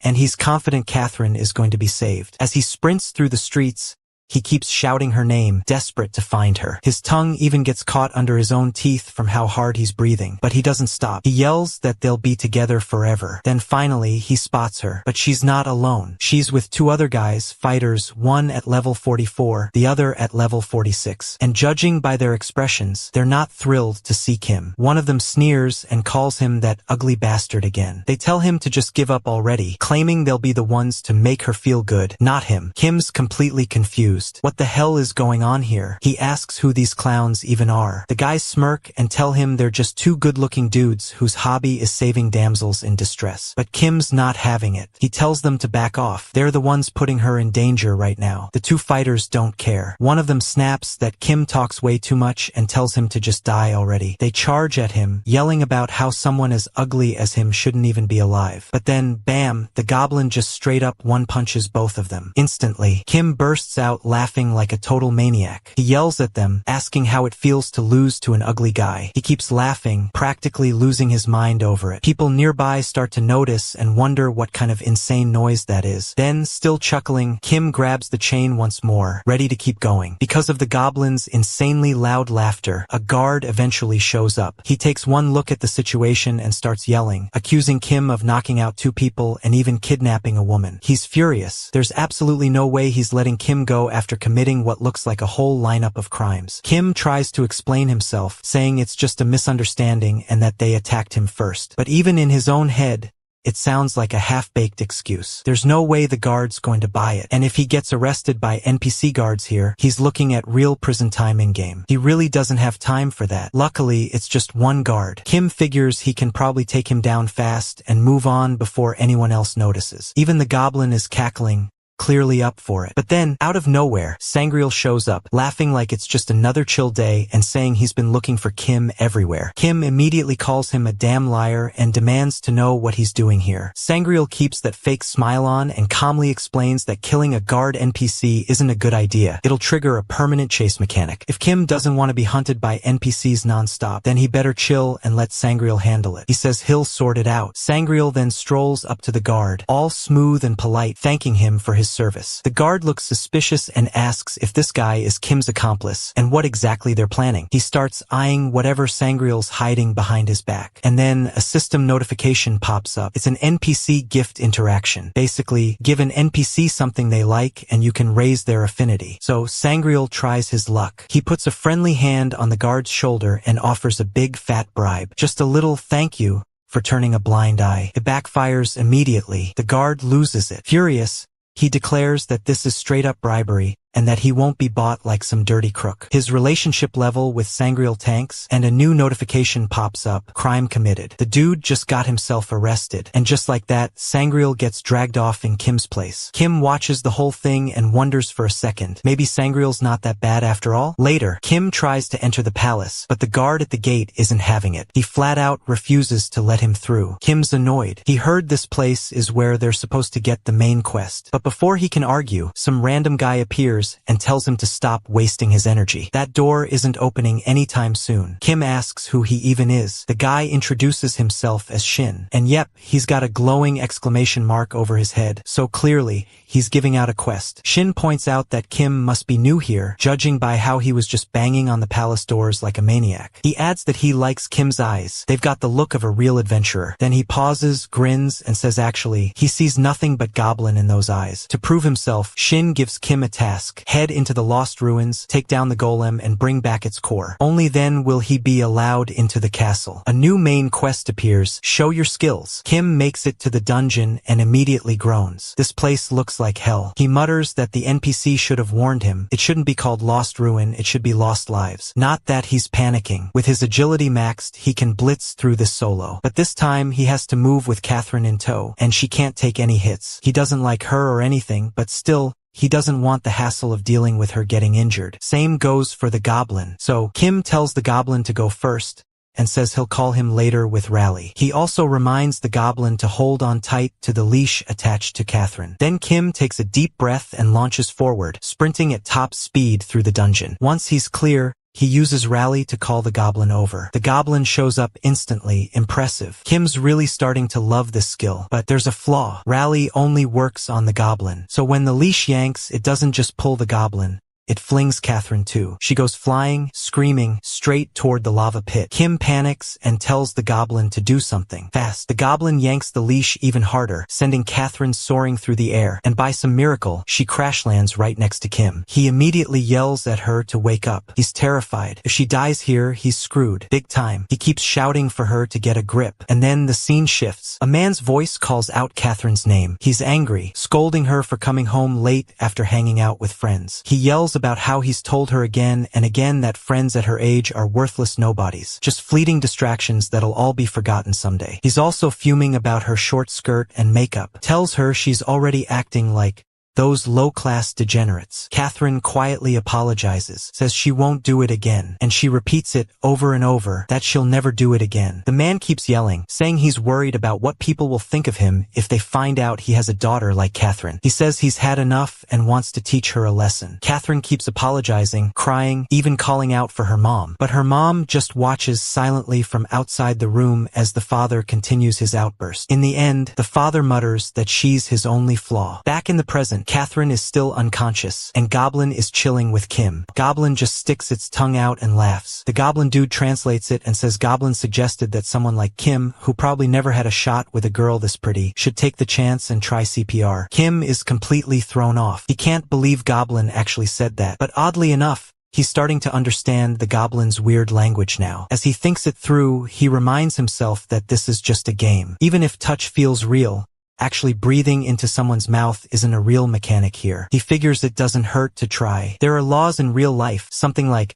nice laws or good Samaritan laws, where trying to help someone in distress isn't a crime. Maybe the shock of the moment will actually wake her up. He's definitely not doing this for any weird reason. He convinces himself he's doing the right thing and performs CPR. Just then, a notification pops up. The butler's calling in. The butler sees Kim's face on the screen and instantly flips out. He calls Kim a mutt and asks what exactly he thinks he's doing. The butler isn't having any of it. He says, so this is what Kim wanted to show him? That's it, he's going to kill him. Kim panics, trying to explain that Catherine's safe. He swears she's not dead at all. The butler, however, says he already knows that. He's logged into the game for work, and the real-world medical team is constantly updating him on her vitals. Turns out, she's wearing a rare magical dress, the White Spider's dress. It might look soft, but it's basically as tough as steel. Unless she ends up in some secret, high-level dungeon, she'll be totally fine. That info blows Kim's mind. He really thought she might have been dead. The butler continues, saying the only reason he called was to make sure not even a single strand of Kim's grubby hair touches her while she's unconscious. He wants to see how she's doing immediately, but Kim, feeling awkward and fed up, just disconnects the call. The butler, absolutely furious. Kim and Goblin look at each other and just burst into laughter like maniacs. Kim says they should just go all out and run straight to the boss room now. So they do, with Catherine dragged along like a human skateboard thanks to their crazy speed. They dodge traps like spinning spears and broken bridges. Goblin even yanks her mid-air to keep her from falling. They figure if she's not taking damage in real life, they might as well make the most of this weird situation. Then, it's time to face the golem boss. The fight kicks off and Kim gets a bit too excited. He ends up tossing Catherine like a projectile, and it actually works out. They even earn a goblin point from it. But when the golem moves to attack Catherine, Kim loses it. He calls her his multi-purpose anti-trap diffuser and tells Goblin to finish the golem off in one shot. Goblin doesn't disappoint. One huge hit and boom, the golem explodes. Kim's not even surprised. He just wants the core and to be done with it. But of course, nothing's that easy. The golem regenerates. All its pieces reattach themselves, and now it's even bigger. Phase 2 begins. Its level has increased too. Kim is just like, seriously? Still, he tells Goblin to smash it again. Goblin jumps in, breaks it again, and guess what? Phase 3. It regenerates again, now at level 50. Kim can't take it anymore. He yells at the golem for cheating. This time, he changes tactics. He tells Goblin to not destroy the thing, just block the attacks. Every time they destroy it, it gets stronger,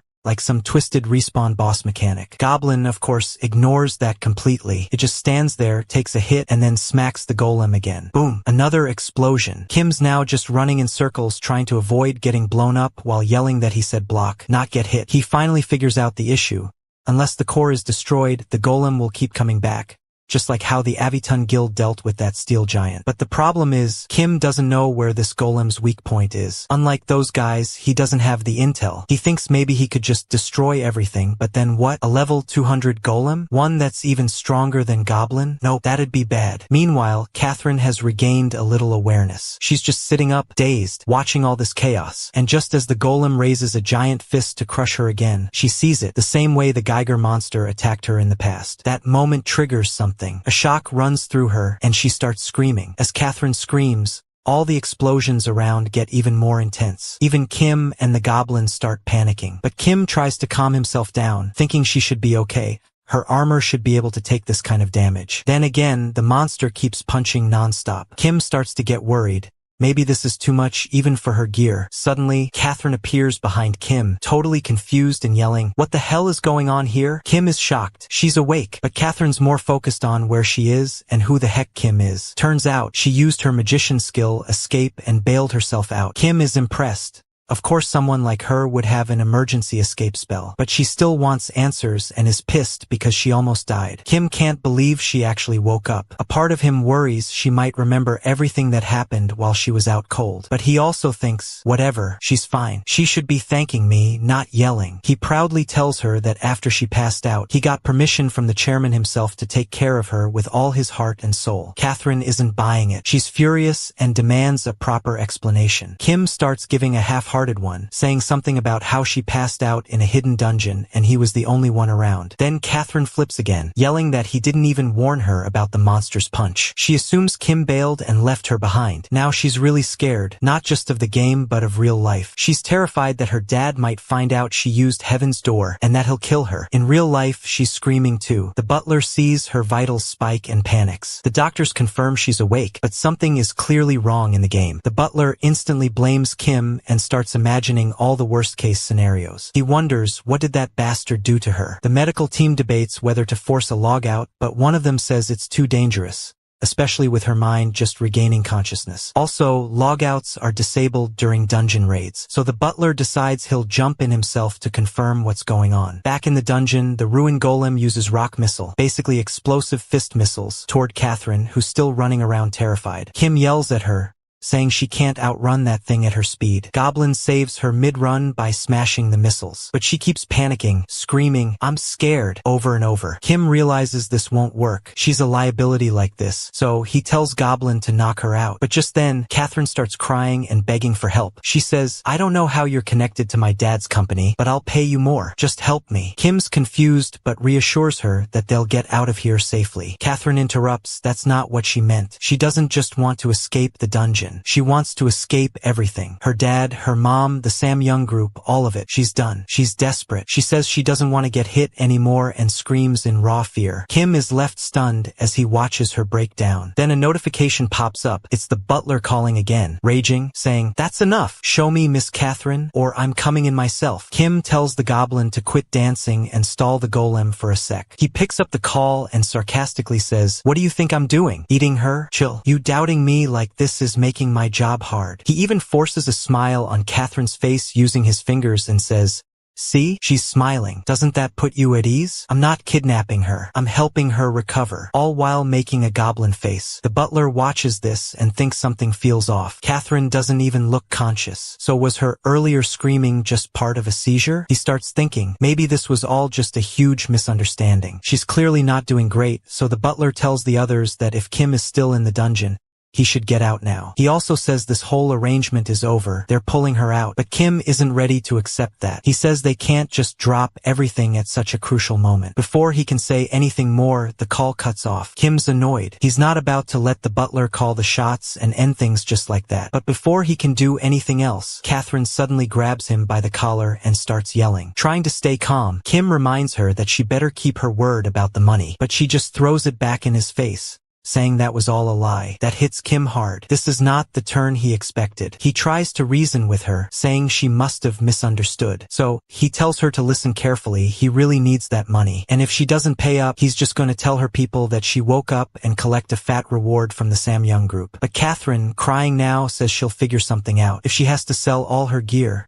she will. She just begs him to keep all of this a secret. Everything she's wearing, she says, is top-tier stuff. He can have it. Kim isn't sure if she's messing with him. He wonders out loud what that gear could even be worth. Maybe 100? Catherine says it should be around 100 million. Hearing that number, Kim shifts immediately. He gets serious, tells the goblin it's time to work. Meanwhile, the goblin has been pounding the golem non-stop, pushing itself to its 5th enhancement stage. It's now level 170 and even has 4 arms. Kim gets annoyed, saying that the goblin was only supposed to stall the golem, not beef it up into a death machine. He calls the goblin a complete bastard and starts sprinting. If that thing lands a punch, it's over. Just then, a magic blast, Icicle Blast, freezes the golem solid. Kim is confused at first, wondering if the fight's already over. But no, it's just a status effect. The freeze won't last long, especially against something that high level. Catherine's the one who cast the spell. She snaps at Kim, asking why he's just standing around. Does he seriously want to fight a level 170 monster? They all need to get the hell out of there before it breaks free. So Kim, Catherine, and the goblin bolt. They spot a door ahead and pray it's the exit. But just as they're running, Catherine suddenly jerks back. Her leash tightens and she's stuck. Kim and the goblin keep running for a second before realizing what happened. Catherine's being pulled back toward the golem, screaming for help. Kim turns around and sees it. Feels all too familiar. Just like last time, he's running while she's in danger. But he doesn't want to repeat that. Last time, he ran because he was weak. Now, he thinks he should save her. After all, if she couldn't survive a level 80 monster, how could she survive a level 170? Still, Kim keeps running. He tries to rationalize it. She probably has doctors who can patch her up again. But he doesn't. Catherine, meanwhile, breaks down. She screams louder and louder, but deep down, she knows he won't come back. Nobody ever does. It's always been like this. In the end, no one saves her. She's devastated as the goblin's punch nears. But then, slashes fly through the air. Someone has arrived. It's Shin. He says she did a great job holding on, and now it's his turn to clean up the mess. Kim is stunned. He has no idea why Shin is even here. But regardless, Shin just saved Catherine like some kind of god. Now Kim wonders why he didn't realize it sooner. The moment a player gets defeated, the NPC god just pops up, like it was all part of the plan from the beginning. This quest, it's just built that way. The god showing up, everything, it's part of the setup. A forced defeat quest. There are times when quests are made to be unwinnable, no matter who takes them on. And this was one of those times. He thinks maybe the golem's core didn't even exist in the first place. If he had gone all out on it, it probably would have just kept leveling up endlessly. If someone clueless picks a fight, they get naturally crushed, and the story just moves into a cool cutscene where the NPC shows up and wipes the floor with the enemy. It's the perfect way to flex how strong the NPC is. Kim remembers getting hit by that level 50 attack earlier, but there wasn't any real pain. He figures the system probably built in safeguards to stop any actual accidents. Then Shin screams at the golem, yelling at it for daring to lay a hand on his subordinate. Kim's not exactly thrilled, but he decides to just let Shin handle it for now. Though he's thinking, who is Shin even calling his subordinate? Shin tells them to brace themselves for what's coming. Kim shrugs and thinks, sure, go ahead, Sir NPC. But suddenly there's a blast, golem smacks Shin away like he's nothing. Still, Shin just brushes it off, saying it wasn't even a proper warm-up. Kim watches, confused. Why is this guy acting like he's totally got it under control? Shin charges in again, and again gets launched by the golem. But once more, he repeats it's not worth a warm-up. That's when Kim finally checks his level 170. He realizes the average player is maybe level 30 to 40. What the hell is this guy doing here? The Ruins golem had started at level 40. A normal player might barely beat it. Then it comes back at level 45, still possible. Then again at 50 and they're done. That's when the big NPC arrives to end it for good. All while this chaos is happening, the goblin is just chilling like it's watching a show. Kim thinks how nobody's ever managed to level the golem up to 170. So this kind of thing, it's unheard of. Meanwhile, Shin just keeps going. Same lines over and over. It's obvious now. The cutscene can't move on until the golem is defeated. And if Shin's the NPC meant to end the quest, then until the golem's destroyed, Shin can't die either. At least that's what Kim hopes. He figures maybe the golem's core only materialized after the godlike NPC showed up. So now he tries to guess where it might be. Oddly, Shin starts acting kind of like the goblin and attacks the monster. But before he lands the final blow, Goblin casually chucks a rock and finishes the job. Because Shin had aimed at the monster's core, Goblin just followed the cue. The golem finally crumbles. And again, Shin repeats his line about how that wasn't even a warm-up. He says that without him, everyone would be dead by now. Kim disagrees, but at least it's over. Everyone's alive. That's what matters. But Catherine, she still looks terrified. Kim notices. Even outside the dungeon, Kim feels super awkward. He thinks he's going to die of secondhand embarrassment. Shin, even though he got beaten up like crazy, is acting like some kind of cool boss. He tells Kim something dramatic, how just surviving that place proves his strength. Now he says they can get serious. Kim cringes and thinks even the woman who betrayed him didn't look this bad. Shin starts bragging about how the vice captain of the Royal Knights, Alphonse, is personally acquainted with them. But he warns Kim not to ask anything about him. He's got circumstances. Kim didn't expect anything useful from this guy, but surprisingly, that helped break the tension. Shin says they'll meet again, and before leaving, he drops another ego bomb about how Kim better not get too excited about working with him because Shin is way above the clouds. Then he finally walks away. Kim breathes a sigh of relief now that the awkward vibe is gone. But Catherine still seems shaken, and it's making Kim uneasy too. She suddenly screams out that what happened earlier was all his fault. But before Kim can respond, someone else shows up, Catherine's father. He arrives and says something like, "So, you've finally woken up, Catherine." Kim's confused. He doesn't recognize the man at all. The guy has gear Kim's never seen, and his aura is just overwhelming. Is he some insanely rich dude or just a next-level monster? Either way, Kim feels like he's not someone you mess with. Catherine, though,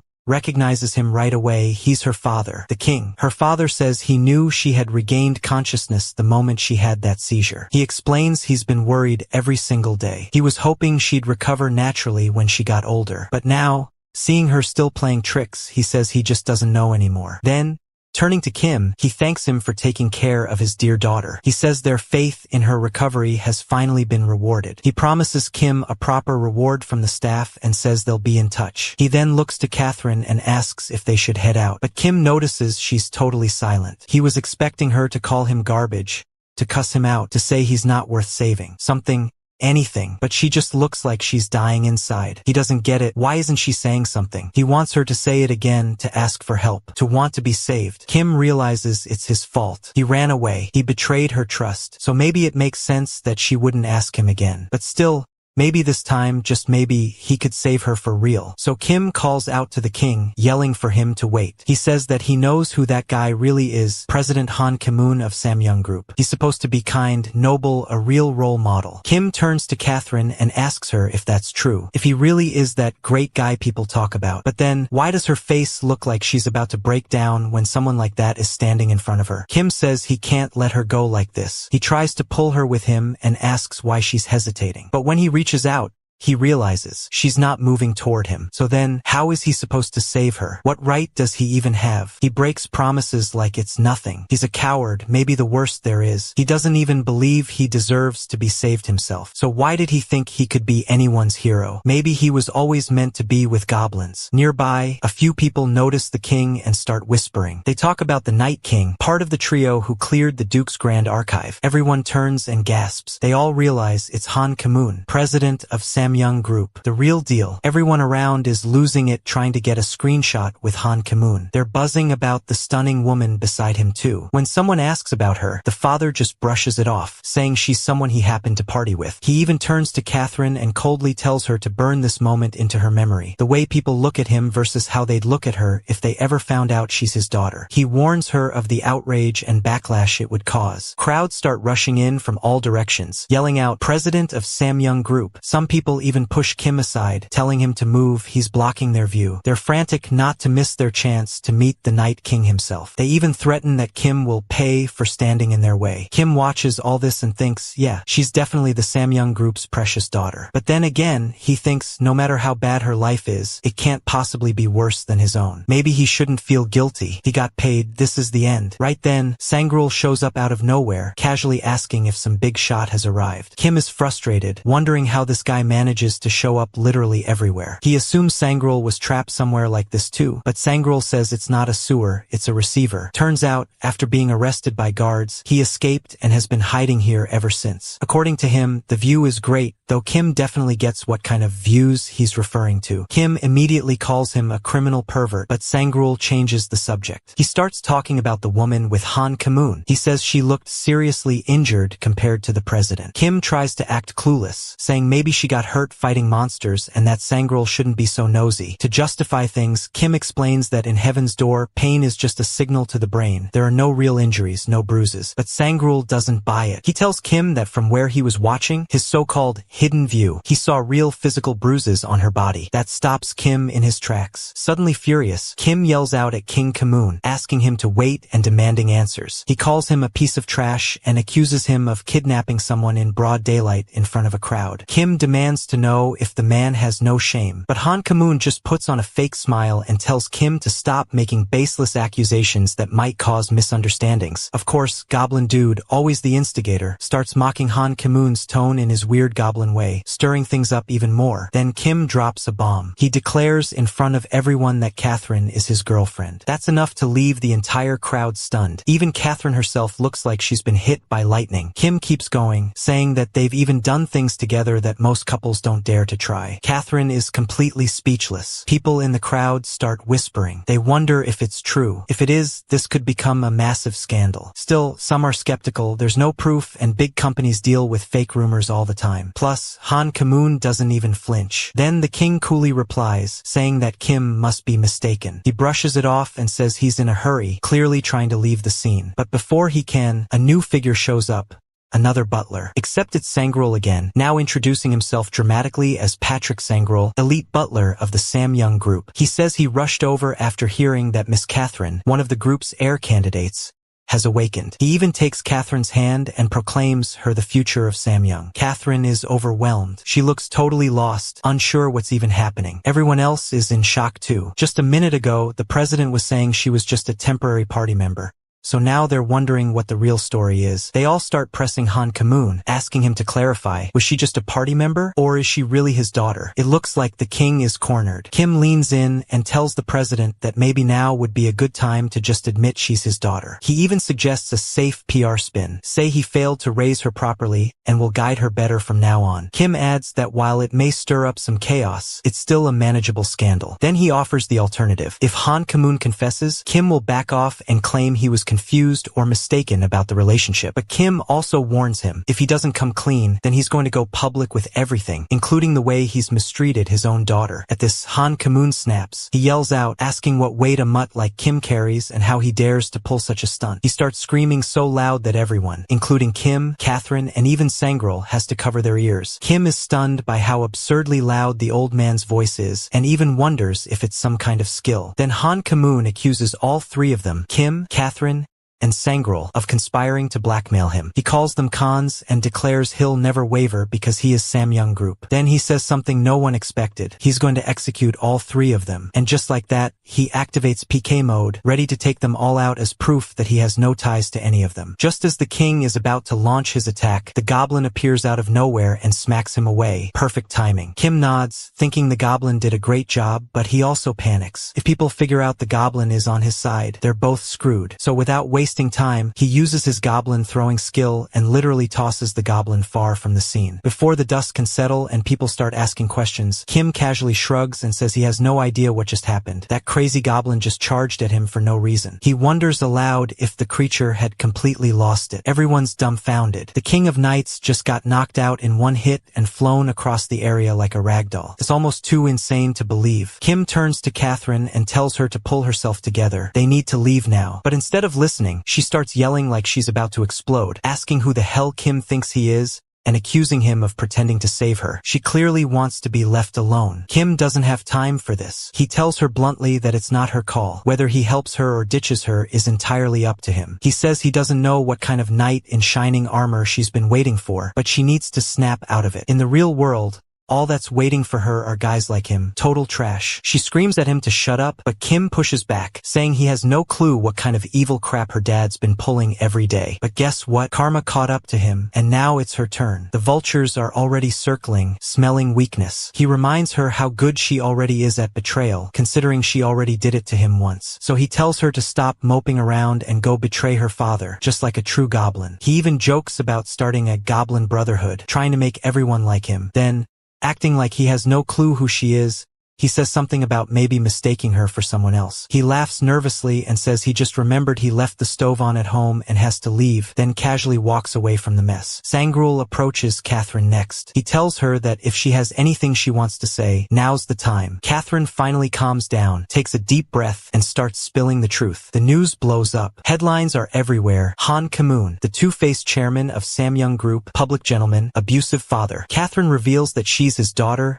and shares the story of the abuse she's suffered since childhood. At first, some people doubt her, thinking she might be faking her identity, but she quickly proves everything on her socials. The doubts disappear, and the public outrage spreads like wildfire. Samyang Group's image tanks. Their stock price crashes. Chairman Han suddenly announces he's sick, but anyone can tell he's just faking it. Kim, watching all of this unfold on the news, figures this counts as a happy ending. Mostly. Still, he can't sleep. He's paranoid that Han Ki-moon might send someone to kill him in his sleep. Sangrul tries to reassure him, pointing out that their fight video is all over the internet. If anything happened to Kim right now, the first person everyone would suspect is Han Ki-moon. Kim jokes that it could just as easily be Sangrul, but Sangrul insists it would be the chairman, not him. Even with this logic, Kim still feels uneasy. He mutters to himself that he really shouldn't have messed with a megacorp like that, especially not without getting paid. But Sangrul tells him that what he did was worth more than money. He made a real difference. Kim just rolls his eyes and says he'd rather trust a booger than trust Sangrul. Then, he remembers something weird. When did Sangrul even get that butler uniform? He definitely told him to get one, but where from? Sangrul casually admits he just stole it. And right on cue, a guard shows up and drags him away. Looks like this guy really is beyond saving. But before Kim can even catch his breath, a new notification pops up on the system. It's from the Samyang Group's lackey. However, he doesn't like being referred to that way. He says he just wanted to thank Kim for helping her regain consciousness. He also mentions that he had no idea she was going through something like that, even after serving her for years. Kim, on the other hand, wonders if there's any kind of material reward for him. I mean, he did something amazing, and yet the chairman's being super stingy. It's wild that he got fired without a single cent just because of some misunderstanding. The butler apologizes, saying he's not part of the Samyang group anymore. He couldn't stay in a company like that after what happened, so yeah, he's unemployed now. But Kim's more worried about Catherine. If even this butler is quitting, how is she supposed to feel safe? He says he can barely sleep these days, so how's she supposed to? The butler agrees. Just like Kim said, Miss and everyone who cares about her are really worried. There's always a risk. She's the poor daughter who supposedly shamed her father, so she could be a target. That's why, he says, he brought her over and started streaming. The butler spent the last of his money setting up a studio for her. Now the whole world is watching her, and he figures this fame might be the best way to keep her safe. She's already gaining subscribers and getting fan gifts. Honestly, I wouldn't mind subscribing too. She even dances for her viewers. With this setup, no one can mess with her while she's streaming. And if she ever doesn't go live one day, people will know something's wrong. She doesn't seem super into it, but she's clearly trying. Still, when Kim checks out her stream, he seriously questions that lack of enthusiasm, because what the hell? She's really good at this, like suspiciously good. It's like she was made for this stuff. The butler admits it's a bit late, but he wants Miss to finally live the life she missed out on. And it's all thanks to Kim, so he says thank you again. But Kim tells him to stop being so weird about it, and if he's really grateful, to just send him some money. The butler says it's already in his mailbox, though not actual money. He says Kim will like it anyway. Miss prepared it herself. Then he hangs up, saying, "See you." Kim, mid-sentence, is like, "I didn't want that. I want money." But the butler hangs up first. He knows how to make an exit. Meanwhile, Catherine is having the time of her life on stream. She's thanking 3,000 balloons from her boyfriend and another 1,000 from someone named Catherine Lover. She even asks the chat if there's any dance they want her to do. After hearing that, the butler starts wondering if maybe things aren't as perfect as they seem. Then Catherine busts out the bike dance, and he has this thought. Maybe Miss wasn't meant to inherit a megacorp. Maybe she was meant to become a mega streamer. Later, at the NPC mailkeeper, Kim shows up to check his mail. He says it's probably something crazy valuable, like armor made of solid gold, so he asks her to be careful with it. The receptionist says of course, she's been keeping it safe for him. Then she opens the box and gives him the item. But the item turns out to be cursed. Just touching it causes a strange mental reaction. The receptionist herself starts acting unhinged after touching it. She begins yelling at Kim, accusing him of acting entitled and questioning who he thinks he is to order her around. Kim brushes it off, thinking to himself that of course he's entitled to the item. It's his mail. He examines the object and finds out that it's a rare, cursed bloodworm whip. It's a summoner's weapon,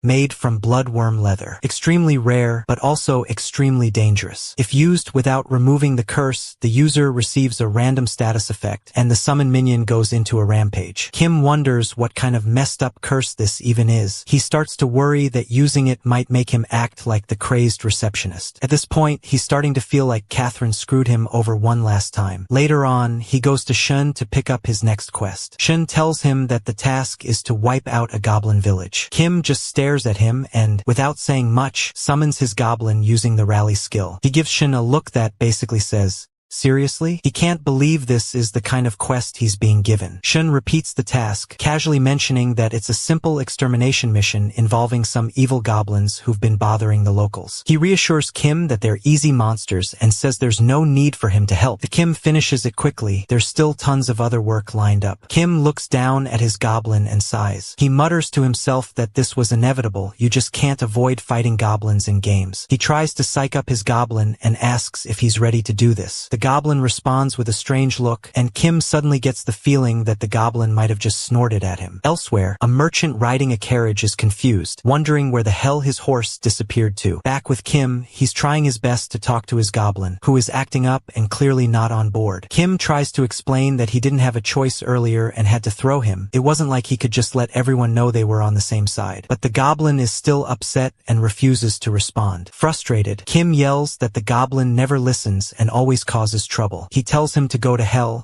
that he hates him, and that someone like him is a complete pain to deal with. Then, mid-rant, Kim suddenly remembers something someone once told him. One-sided relationships are fragile. And now it finally clicks. He realizes what that person meant. Even so, he says he's had enough. At that moment, another goblin appears, laughing like a maniac. Kim stares, completely lost, wondering what the hell is even going on anymore. Kim immediately tells the goblin to take care of the situation. But before anything can happen, an explosion rocks the area as something slams into the carriage. Meanwhile, the other goblin is still very much present, laughing like a maniac. Kim starts getting suspicious. What the hell is his goblin doing? Why is the enemy still alive? For a second, he even wonders if the two goblins have teamed up against him. That thought becomes more convincing when the rogue goblin jumps straight onto Kim's head and starts messing with his hair. Kim keeps yelling at his goblin to help out, to do something, anything, but right when the goblin is about to go full swing to take out the menace, Kim panics. He tells him not to do it, since he's definitely going to get caught up in the damage too. Suddenly,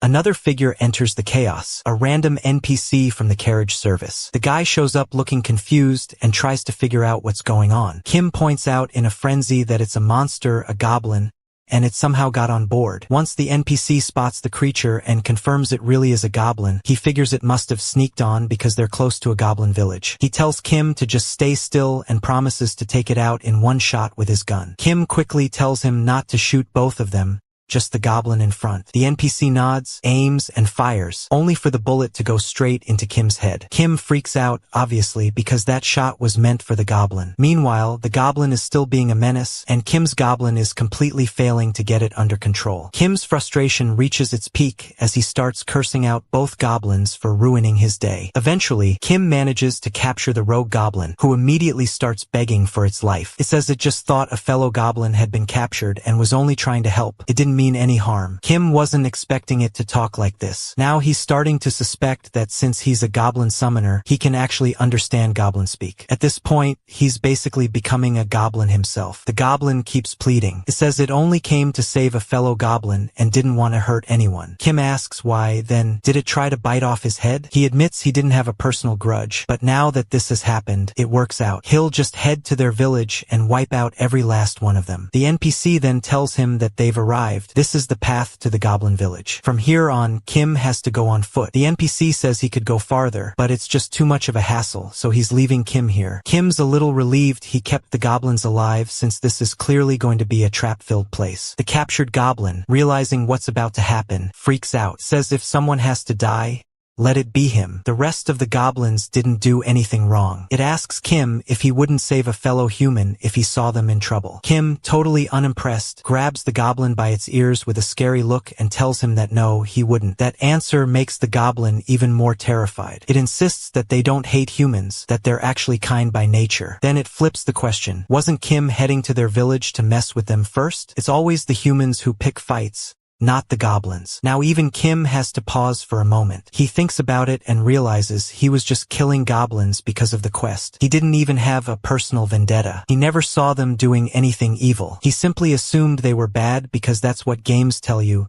Goblins are bad. So yeah, he admits he never thought twice about slaying goblins. But still, it's not like anyone would really care if a goblin died, right? Right when he's having this internal debate, a goblin shows up with a baby in her arms and calls out to the one Kim's holding. She's his wife. Kim definitely wasn't ready for that. The goblin in his grasp freaks out and starts shouting at his wife and kid to run and forget about him. Kim sighs and signals Goblin to throw a pebble. His goblin obediently picks one up and tosses it toward the fleeing pair. They both panic as the pebble comes flying toward them. But then, the captured goblin breaks free and throws himself in front of the pebble, getting hit instead. Kim stares at the scene, a little shaken. He's seen humans beat their own kids just to save their own skin, and here's this goblin sacrificing himself to protect his wife and child. Kim can't even call this guy evil anymore. There's no way. These goblins are too wholesome, too good, too sweet, and too domestic, like a cute little family. How could he hurt creatures like this? Because let's be honest, from everything he's seen so far, the humans are the actual villains in this world. Kim starts thinking the Goblin Lord must be joking when he called him a goblin. These goblins are 100 times better than him. Eventually, he gets welcomed into the goblin village like one of their own. The goblins are a little wary of him at first, but then he realizes they're not exactly hostile. They're actually kind of chill. But then it hits him, they're calling him a goblin. They ask where he came from and point out how hideous he looks. They all start messing with him, teasing him about his appearance. Kim refuses to believe that he's a goblin, but the goblin dad just tells everyone to calm down. He explains that when he first saw Kim on the carriage, he had a moment of hesitation too. But now, looking at Kim's face, no one's going to think that's a human. Kim seriously considers that maybe he should have taken this guy out when he had the chance. Now he awkwardly asks if he can leave. He says he's worried, but the goblin dad reassures him there's no need to be scared. However, Kim is still worried that at some point he's going to end up killing all of them. The goblin goblin just laughs it off and tells him he needs to stop with that talk already. He heard an adventurer, so at the very least he's gotta offer a meal or else he'll lose face. As night settles in, lights start to flicker across the village, and a dish called goblin poison soup gets served. Yeah, it literally has poison in its name. Meanwhile, the goblin scolds the kids, telling them not to run around bumping into stuff since there's a guest in the house. The little ones are zipping around like it's a playground. Kim eyes the soup and admits to himself that he's a little skeptical about eating it, but he still takes a bite. In his head, he starts thinking how lucky he is that players can't taste anything in the game. What the hell is he even doing? Sitting here eating soup with monsters? Still, when he digs in, the spicy flavor hits him like a truck. One of the goblins smacks him on the back and he takes a ton of damage from the combo. He yells at them to stop laughing, but of course they just laugh harder. Later, he gets curious and asks how the goblin and his wife even ended up traveling together. He says he's never seen a human and a goblin actually get along before, but Kim doesn't exactly admit they're close or anything. He just shrugs and says the goblin is his summoned creature, just a subordinate, really. The goblin, confused, admits he has no idea what that even means, but he still says if he ever had the chance to travel the world with an adventurer, he'd probably be the most successful goblin in history. He tells Kim how he envies him, and that his whole family and village will probably never even leave this place. Kim knows what he means. To anyone looking from the outside, they're just low-level trash monsters, stuck in some early dungeon with no way out. That's just how it is. Trying to lift the mood, the goblin's wife gently teases her husband, saying he's being all gloomy again and promises to bring some snacks. She glances at Kim too,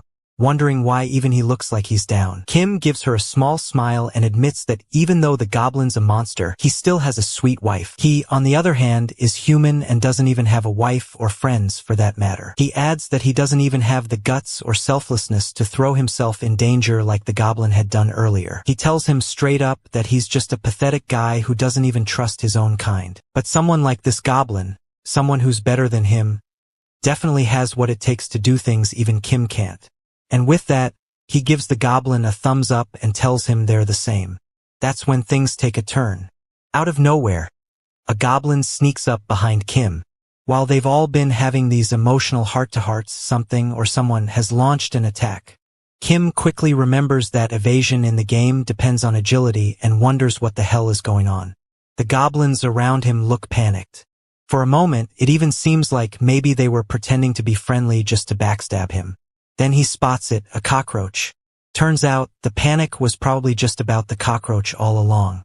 But under the table, one of the goblin kids seems like he's about to attack Kim too.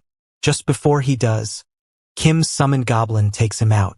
Kim suddenly feels something near his leg and decides it's probably best to head back now. He tells himself he'd love to stay longer, but whatever's going on right now, it feels urgent. The goblin couple looks at each other, unsure what to do. In the end, they just tell Kim to be safe. As he walks away, tears form in his eyes. He mutters that these goblins really were good monsters. He also adds that someone should tell the kids he's sorry he didn't say goodbye. But just then, someone else shows up. And as soon as the stranger lays eyes on Kim, he says he's found one more goblin. Looks like, once again, everyone's mistaking Kim for a goblin. A fellow goblin starts crying for James, saying he always used to cook for him. Meanwhile, another player, confused by Kim's presence, wonders aloud whether Kim is a player too, and if so, what he's doing in a place like this. He suspects Kim might be farming goblins like everyone else and casually offers help. But Kim's expression changes. He's furious. He starts shouting about how dare someone lay a hand on his friends. Then he switches to PK mode and signals to the goblin to go ahead and fight. The goblin, however, tells another goblin to take the lead instead. Maybe because he senses something's off with these players, even if Kim still doesn't see it. When that other goblin makes a move, it gets kicked aside almost instantly. The goblin bro laughs it off, but Kim doesn't find it funny. He explodes in anger, yelling at the goblin that he told him not to attack. He accuses him of doing it on purpose. The other player, now even more confused, tries to make sense of it. He asks Kim why he's calling goblins his friends and challenging him out of nowhere. He wants to know if Kim holds some grudge or has a personal vendetta. Kim replies that the grudge is very real, After all, the guy attacked his friends without reason. Then he throws a punch and smacks the player in the face. But the player hits back harder, sending Kim flying and causing a small explosion on impact. Elsewhere, some other players are watching this unfold. They mention Minchul, apparently the same guy Kim is fighting, and wonder if he's going all out now, even though he was complaining earlier. They figure he's the only one who didn't want to do this hunt in the first place. Still, they're getting bored of the weak goblins dying in one hit and just want to finish the quest and head back. When they spot Kim lying there, Minchul tells them to take care of it. He explains that Kim charged at him, ranting about goblins being his friends. One of the party members thinks the whole thing is stupid, fighting over goblins? Really? Minchul defends himself, saying that Kim started the PK, and he didn't even manage to finish him off. He suspects Kim has some high-tier gear, though. He says Kim fell off a cliff by himself while running away and asks them to wrap it up while he goes to finish off the rest of the goblins. The others take a look at Kim and comment that it kind of makes sense. If he considers goblins his friends, maybe he really does need to be taken out to complete the quest. One of them suggests they just get rid of him now before he causes more problems. Meanwhile, Minchul pushes forward and starts killing goblins left and right. One goblin just watches and laughs. Minchul gets disgusted and calls him out for it. He says it's messed up to laugh while your own kind is being slaughtered. To him, goblins are nothing but selfish trash, which is why extermination quests even exist. But then, as he's about to finish off the goblin, a huge explosion goes off. His teammates get worried, not sure what's happening. Back near the cliff, Kim starts laughing like a maniac. He knows exactly what's going on. He taunts the others, telling them if they're bored, they should try fighting that goblin instead. The chaos they're witnessing, it's all thanks to his summoned goblin, who has now become a monster-level threat. He brags that his goblin will end up being the strongest boss this place has ever seen. As the others rush in to take it down, Goblin hits them with explode smash after explode smash, completely overwhelming them. One of the female players is in shock when her kick gets caught in the goblin's teeth. She tries to play it cool, saying she's just surprised, not scared. There's no way she could lose to a goblin, right? Kim just keeps laughing harder. He walks over to Minchul, trying to wake him up. He wants him to witness this humiliation. He wants him to understand that they are all about to become a joke. Once word gets out that they lost to a goblin, no one will ever let them live it down. Kim mutters something under his breath, wondering why it's always a given that goblins are supposed to be the ones who lose. But before he can finish his thought, the lady in the group snaps at him to shut up. Still, Kim doesn't stop. He starts ranting about how humans are the real traitors, how they're the ones who backstab and lie. He accuses them of killing goblins and mounting their heads just to feel powerful. There's genuine rage in his voice, but also pride, because he says he's never done any of that. One of the other guys just tells her not to bother engaging with him. There's no point wasting energy when the goblin in front of them is clearly the real threat. Kim, though, is having another issue. His goblin isn't listening to him. He tries yelling at it, demanding it take everyone down, but the goblin doesn't even flinch. So, Kim figures maybe he needs to be polite. Maybe asking nicely will work. So, in a very dramatic move, he rushes forward, gets down on one knee, and bows deeply to the goblin. With all the theatrics of a desperate man, he pleads with it to save him this one time. He calls it King God Emperor Majesty Goat Goblin, promising that if the goblin doesn't fight now, he's going to die. The goblin pauses, looking at Kim, but doesn't respond right away. Kim, still bowing, is fully aware how humiliating it is to kneel before a goblin. But he reminds himself that dignity hasn't exactly done him any favors in life. Even as he tells himself he can't stand this, he keeps bowing. He then promises that he'll never boss the goblin around again, that he'll prepare the finest meals for him, even if he has to ration his own food. He admits he was wrong and begs for forgiveness. The girl watching this can't believe what she's seeing. Just a moment ago he was talking about goblins being his friends, and now he's practically worshipping one. She yells at Kim to get out of the way before she ends up hitting both him and the goblin together. But before she can make a move, the goblin launches a punch that sends her teammate flying with massive damage. She freezes, horrified, as her friend crashes down. Meanwhile, Kim just bursts out laughing. He says it must have been his prayers, because clearly the Goblin Lord has been moved, and it seems he's right. The goblin stands tall, seemingly pleased by Kim's complete lack of self-respect. Kim even gains a goblin point. Once again, he and his goblin bro are reunited. Together, they are the Gobmen. The girl is now genuinely panicking. She saw her friend get flattened with one hit and realizes that this goblin is no normal mob. She mutters something about how unfair this is for a basic goblin slaying quest. There's no way she can win, so she turns to run, hoping to regroup once they respawn back in town. But Kim doesn't let her off that easy. With a mocking tone, He asks if she really thinks she can just walk away after barging in and trying to kill them. And that's when the goblin grabs her by the legs, yanking her down to the ground mid-escape. Kim watches it happen and finally embraces his goblinity in full. Standing tall beside his goblin companion, he declares that they will no longer be oppressed. No more pointless slaughter of goblins for lazy quests. No more hiding in caves. A new era has begun. He raises his arms like a prophet and announces that their savior has come, that the Messiah of goblins walks among them. He says the message is clear.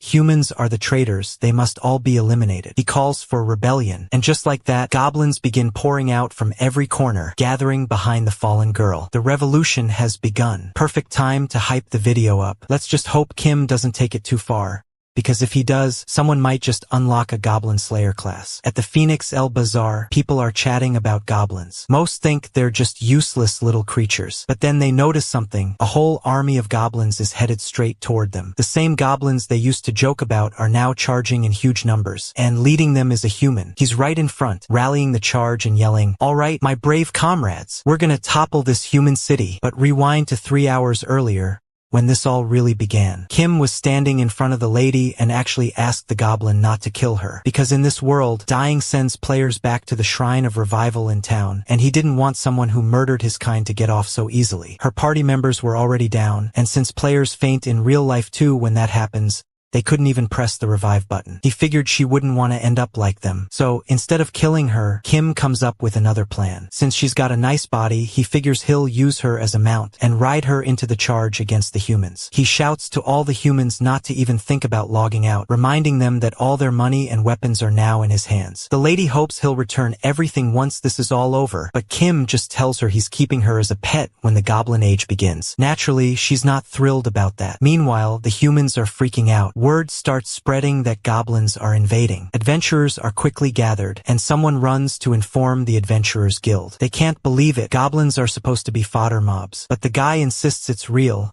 and begs them to trust him. Tons of goblins are on their way. Some adventurers think the city guards can handle it. Others assume it's some kind of event, so it actually sounds fun. But Manny's not interested. He's worried it'll mess up their plans for the next dungeon. One guy says they shouldn't be so cold about it. Their self-defense levels should be fine anyway. And then bam, a goblin bursts through the door. But before he can do anything, a gun is already pointed at his face, and he gets launched back out just as fast. Clearly, goblins are here for real. People are now fully alert. How did that guy react so fast? Does he have eyes on the back of his head or what? Everyone starts getting hyped. What seemed like a joke turns into chaos as more goblins crash through the windows. The battle kicks off hard. Adventurers start firing off magic attacks left and right. They claim it's all too easy. The Flame Knight, level 58 and Guild Master of Hellfire, wipes out a bunch of goblins with his fire magic. He's disappointed though. He was expecting more from a special event. Even 100 goblins aren't enough to keep things interesting for him. Then there's Gemini, his vice master, a level 52 professor. He uses his X-ray skill and corrects him.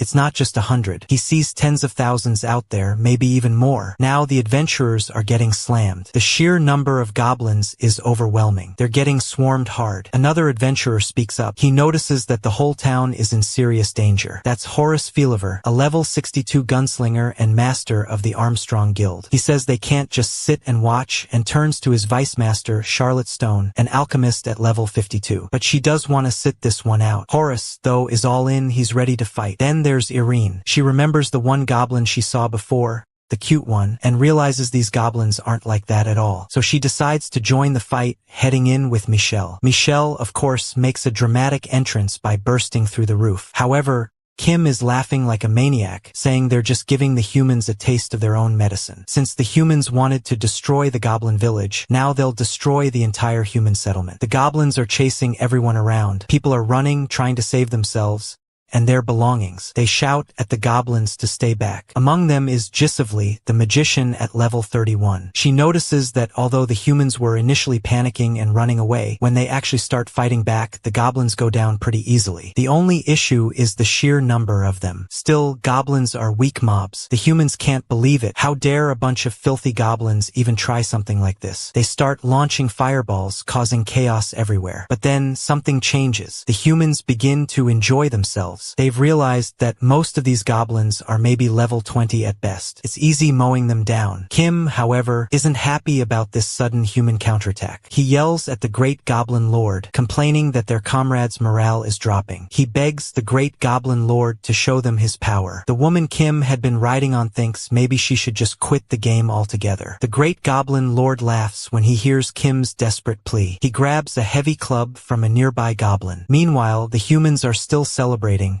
mowing goblins down like it's a party. But suddenly, one goblin starts walking toward them. They're confused. How is this one still standing? Then, with just a single swing, this goblin wipes out the entire group of humans. Kim starts laughing again, totally hyped up. He mocks the humans, calling them fools for underestimating goblins. The woman wonders if that thing is even a goblin at all. The rest of the goblins get fired up again. Now they really believe it's time to show the humans who the real kings are. Chaos erupts once more, but Kim tries to calm them down. He tells them the humans are already down and there's no need to keep attacking. He says they should move on to the others. However, the goblins aren't listening. They've gone completely wild. Even when Kim tries to stop them, telling them to chill out, they just keep laughing maniacally and continue the massacre. When he sees them dragging the woman away, Kim yells, asking where the hell they're taking her. He jumps off her and runs after the goblins. He grabs one and demands they let her go. But the goblin just laughs and bites Kim on the hand. Now Kim realizes these goblins are completely insane. Total lunatics. Maybe the Goblin Brotherhood wasn't such a great idea after all. No matter how decent they sometimes act, deep down, they're just evil creatures. Trusting them might have been the biggest mistake he's ever made. Suddenly, Shin arrives on the scene and, with a single devastating strike, takes out all the goblins, leaving none standing. Kim recognizes him immediately and realizes this is Shin. Meanwhile, Shin finds the situation strange and starts questioning why the goblins had come all the way to a place like this. He turns to Kim and asks if he knows anything about what's going on. Kim, trying to play innocent, pulls a goblin face and claims he has no idea. Shin, clearly not convinced, mutters that this is turning into a pain. The adventurers are holding up for now, but they're heavily outnumbered. Even if the goblins deal only small amounts of damage, a battle like this can't drag on forever. The longer it lasts, the worse it's going to be. Shin makes up his mind to end it all in one clean move, but Kim quickly tells him to wait. He tries to explain that maybe the goblins were just pushed too far. He talks about how humans constantly receive quests to hunt goblins, creatures who, in many cases, have done nothing wrong. They're automatically labeled as evil monsters. Kim asks him to imagine how it must feel, being hunted by people they've never even met. Shin doesn't seem moved. He points out that goblins are evil, that they've always been that way. Kim pushes back harder. He argues that people only think goblins are evil because they've never actually talked to them. But Shin dismisses the idea of talking to goblins entirely. He says it would be a waste of time, that goblins are nothing more than greedy creatures with no purpose beyond destruction. Kim, frustrated and furious, starts yelling at Shin. He demands to know what Shin actually understands about goblins. He insists that goblins have families, raise children, and live more humanely than many humans he's met. But Shin remains firm. He says goblins only pretend to live that way. In reality, they are monsters, born in the abyss with no true families or children. According to Shin, everything they do is an act meant to deceive adventurers. Still, Shin clarifies that he doesn't want goblins to go extinct. He acknowledges they have the right to exist, but if their numbers grow unchecked, they become a danger to the world. It's necessary to control them to maintain balance. Kim, however, isn't buying it. He tells Shin not to give him that. Even if what he says is partly true, Kim wonders if Shin has ever truly considered the lives he's taken. He tells Shin that if he had ever sat down and eaten a hot meal cooked by a goblin, maybe his perspective would have changed. Shin coldly responds that the meal would likely have been poisoned. At that moment, Kim hesitates. A part of him knows Shin might be right, but still, he wants to believe otherwise. Then a memory flashes in his mind. The food was the only thing that felt off back then, or so he thought. But now, as he recalls more, especially the incident with the cockroach, he realizes that wasn't the only strange thing going on. Everything was suspicious. As Kim thinks it over, the realization hits him hard. This world is a game. Monsters in games don't raise families. They spawn. They don't nurture offspring. They appear out of thin air. There's no reason for goblins to create fake homes, fake meals, or fake affection. They were pretending all along. The weight of the truth crashes down on him, and now, instead of pity, Kim feels anger. He's been played, deceived, lied to by goblins who sold him a fantasy. Shin, noticing the shift in Kim's expression, hopes that now he finally understands the reality and will lend them his strength in battle. But instead of joining the fight, Kim turns and bolts in the opposite direction. Shin watches in confusion, wondering where he's running off to. Elsewhere, the lady, who has finally regained consciousness, starts to piece things together. She senses something bigger is going on, something beyond her. Maybe, she thinks, now would be the perfect time to slip away unnoticed. But before she can act, Kim leaps at her again, catching her completely off guard. He tells her there's a change of plans. Without wasting a second, he summons his own goblin companion and turns to address the chaotic battlefield. He calls out to the goblins in a commanding voice, urging them to stop. He declares that the Messiah has spoken, that the fighting must end, that this is enough. But nothing changes. The goblins continue their rampage, completely ignoring him. Their actions are wild and relentless, nothing like before. Kim is stunned. He can't understand why they're not listening. Earlier, they obeyed his every word. Now it's like they can't even hear him. He repeats his plea, louder this time, commanding them all to stop fighting. Before he can continue,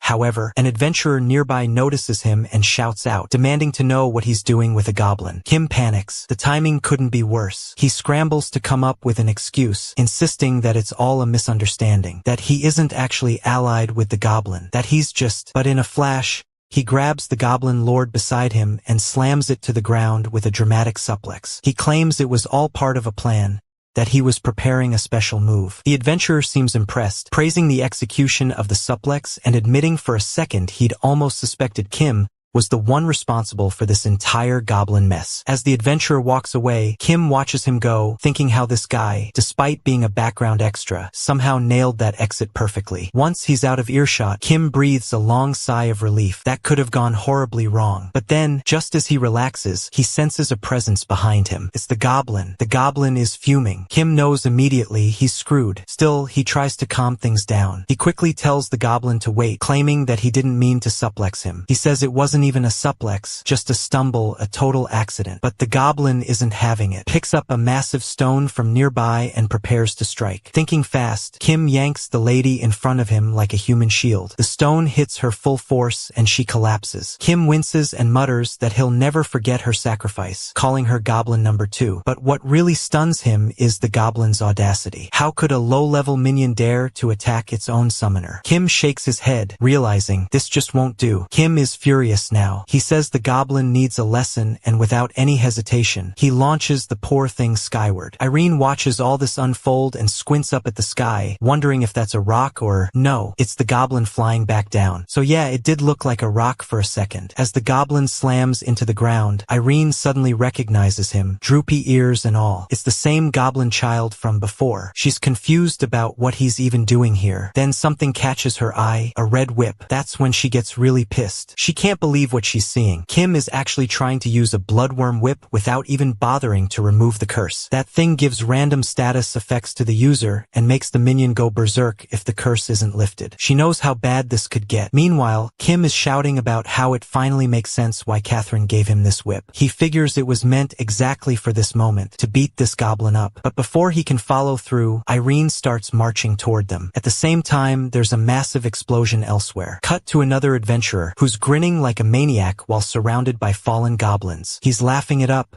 saying how fun it is to mow down mobs when they're bunched together like this. The professor beside him, clearly annoyed, tells him this isn't the time to be messing around. Their healers are already at their limit, and many adventurers and guild members have already been taken out. But the other guy just shrugs it off. He says anyone who died to goblins deserved it and should be kicked from the guild. Then the scene shifts again. Another guild master is fighting off goblins. He's already landed his 100th headshot and thinks he's had enough target practice for today. But the guild's vice president, Charlotte, immediately corrects him. She tells him there were exactly 100 gunshots and only 99 kills. She was counting, even if he wasn't. She points at the last one and says not to get too cocky. Right then, a goblin that was creeping up behind them gets taken out with a clean shot to the head. The guild leader, Horace, smiles and tells Charlotte that headshot was for her. Turns out, he had actually fired that bullet straight into the air earlier, and it landed at the perfect moment. Meanwhile, Let Me Solo Her is out there soloing hordes of goblins again. Another adventurer watching him complains, saying he's wasting time taking them out one by one. He offers to demonstrate what real farming looks like and starts summoning a wave of fire. The goblins panic at the sight of it, but then the professor calls out,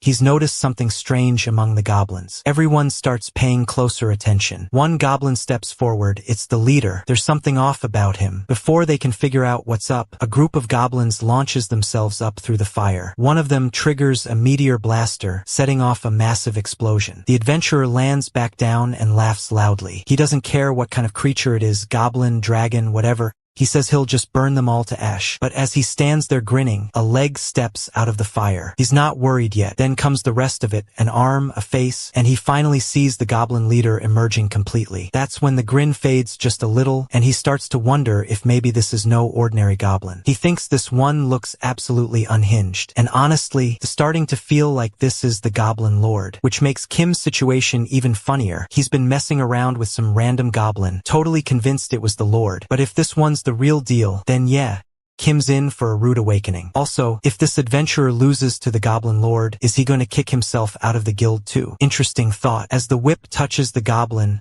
the result is brutal.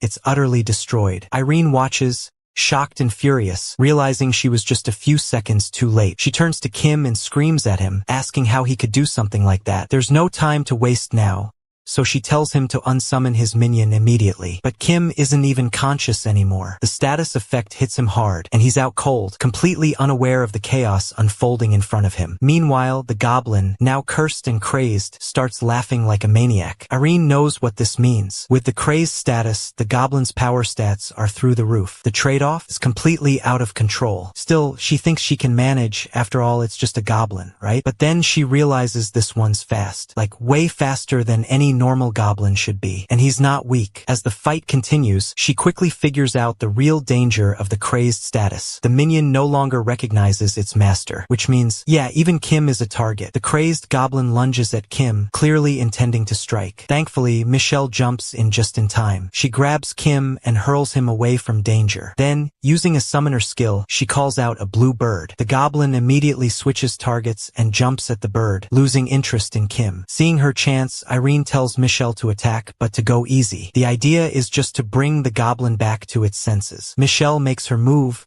but it backfires. The goblin retaliates hard, and Michelle takes serious damage. Irene is stunned. This goblin is way stronger than she anticipated. The goblin hits the ground and immediately spins around to go after Irene. She reacts fast, dodging backwards. Wasting no time, she casts a summoner skill, Summon Gigas. The earth elemental Gigas bursts from the ground in front of her. But the goblin just launches himself forward and punches a whole rock elemental, and completely shatters it into 1,000 tiny pieces. The blue bird and Irene back off quickly. She sees the damage pop up and finally accepts the truth. She wasn't imagining things. This thing is dangerously overpowered. If Kim doesn't get up and unsummon it, a lot of people are going to get seriously hurt. Looking to the blue bird who's now holding Kim in its claws, Irene tells it to get out of there, calls it Romeo, and it flies off, carrying Kim to safety. But the goblin is not done. Still raging, it begins tearing up the ground, yanking up stones and hurling them in every direction like a wild beast, not caring who or what it hits. Even the bluebird, Romeo, flying high above, is struggling to dodge the storm of stones being hurled from below. Irene urges him to fly faster, top speed,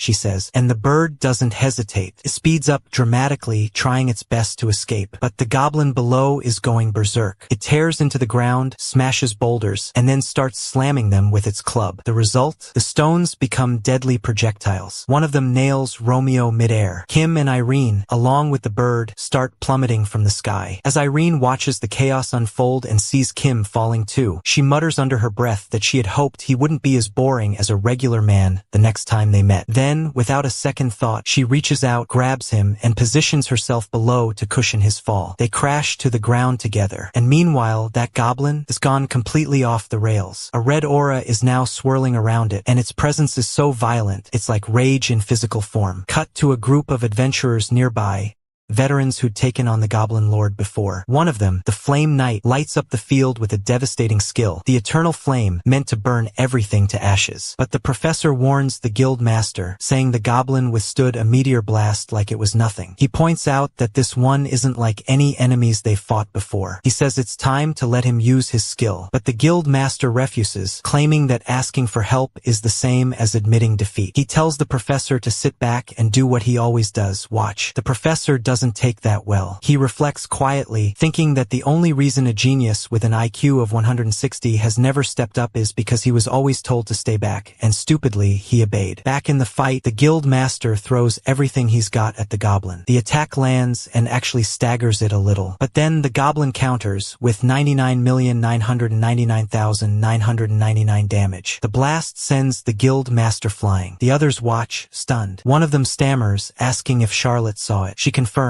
yeah, she saw it too. That was the max damage. Even the professor sees it clearly, and when a player takes damage way beyond their max HP, the system forcibly retires them. The brain just can't handle the pain signals. The professor panics and shouts, calling out for the guild master. But then a hand lands on his head. A voice says, casually, almost laughing, "Don't make it seem like I lost. Stop crying like that. It's the guild master. He's alive." The professor is shocked, barely able to believe it. He asks how he's still standing. The guild master just smirks and turns to him, reminding him of that so-called strategy talk he was going on about earlier. Then he points straight at the goblin, still raging in front of them, and asks if the genius has any ideas to beat a monster that hits for max damage with every swing. The professor thinks hard. After a moment, he says that realistically, the only strat would be to run away. Winning, completely impossible, but maybe they could at least land one hit. The guild master repeats it slowly, winning is impossible, but they can still get in one hit. Then he makes a decision. If there's a chance for one hit, then I'll make that hit the kill shot. The only person who could actually control that monster of a goblin is unconscious. And at this point, honestly, the goblin wasn't listening even when Kim was awake. Everyone's doomed, pretty much. But hey, I'm loving how insane this story's getting. Things are heating up like crazy. Guys, that's the end of the video.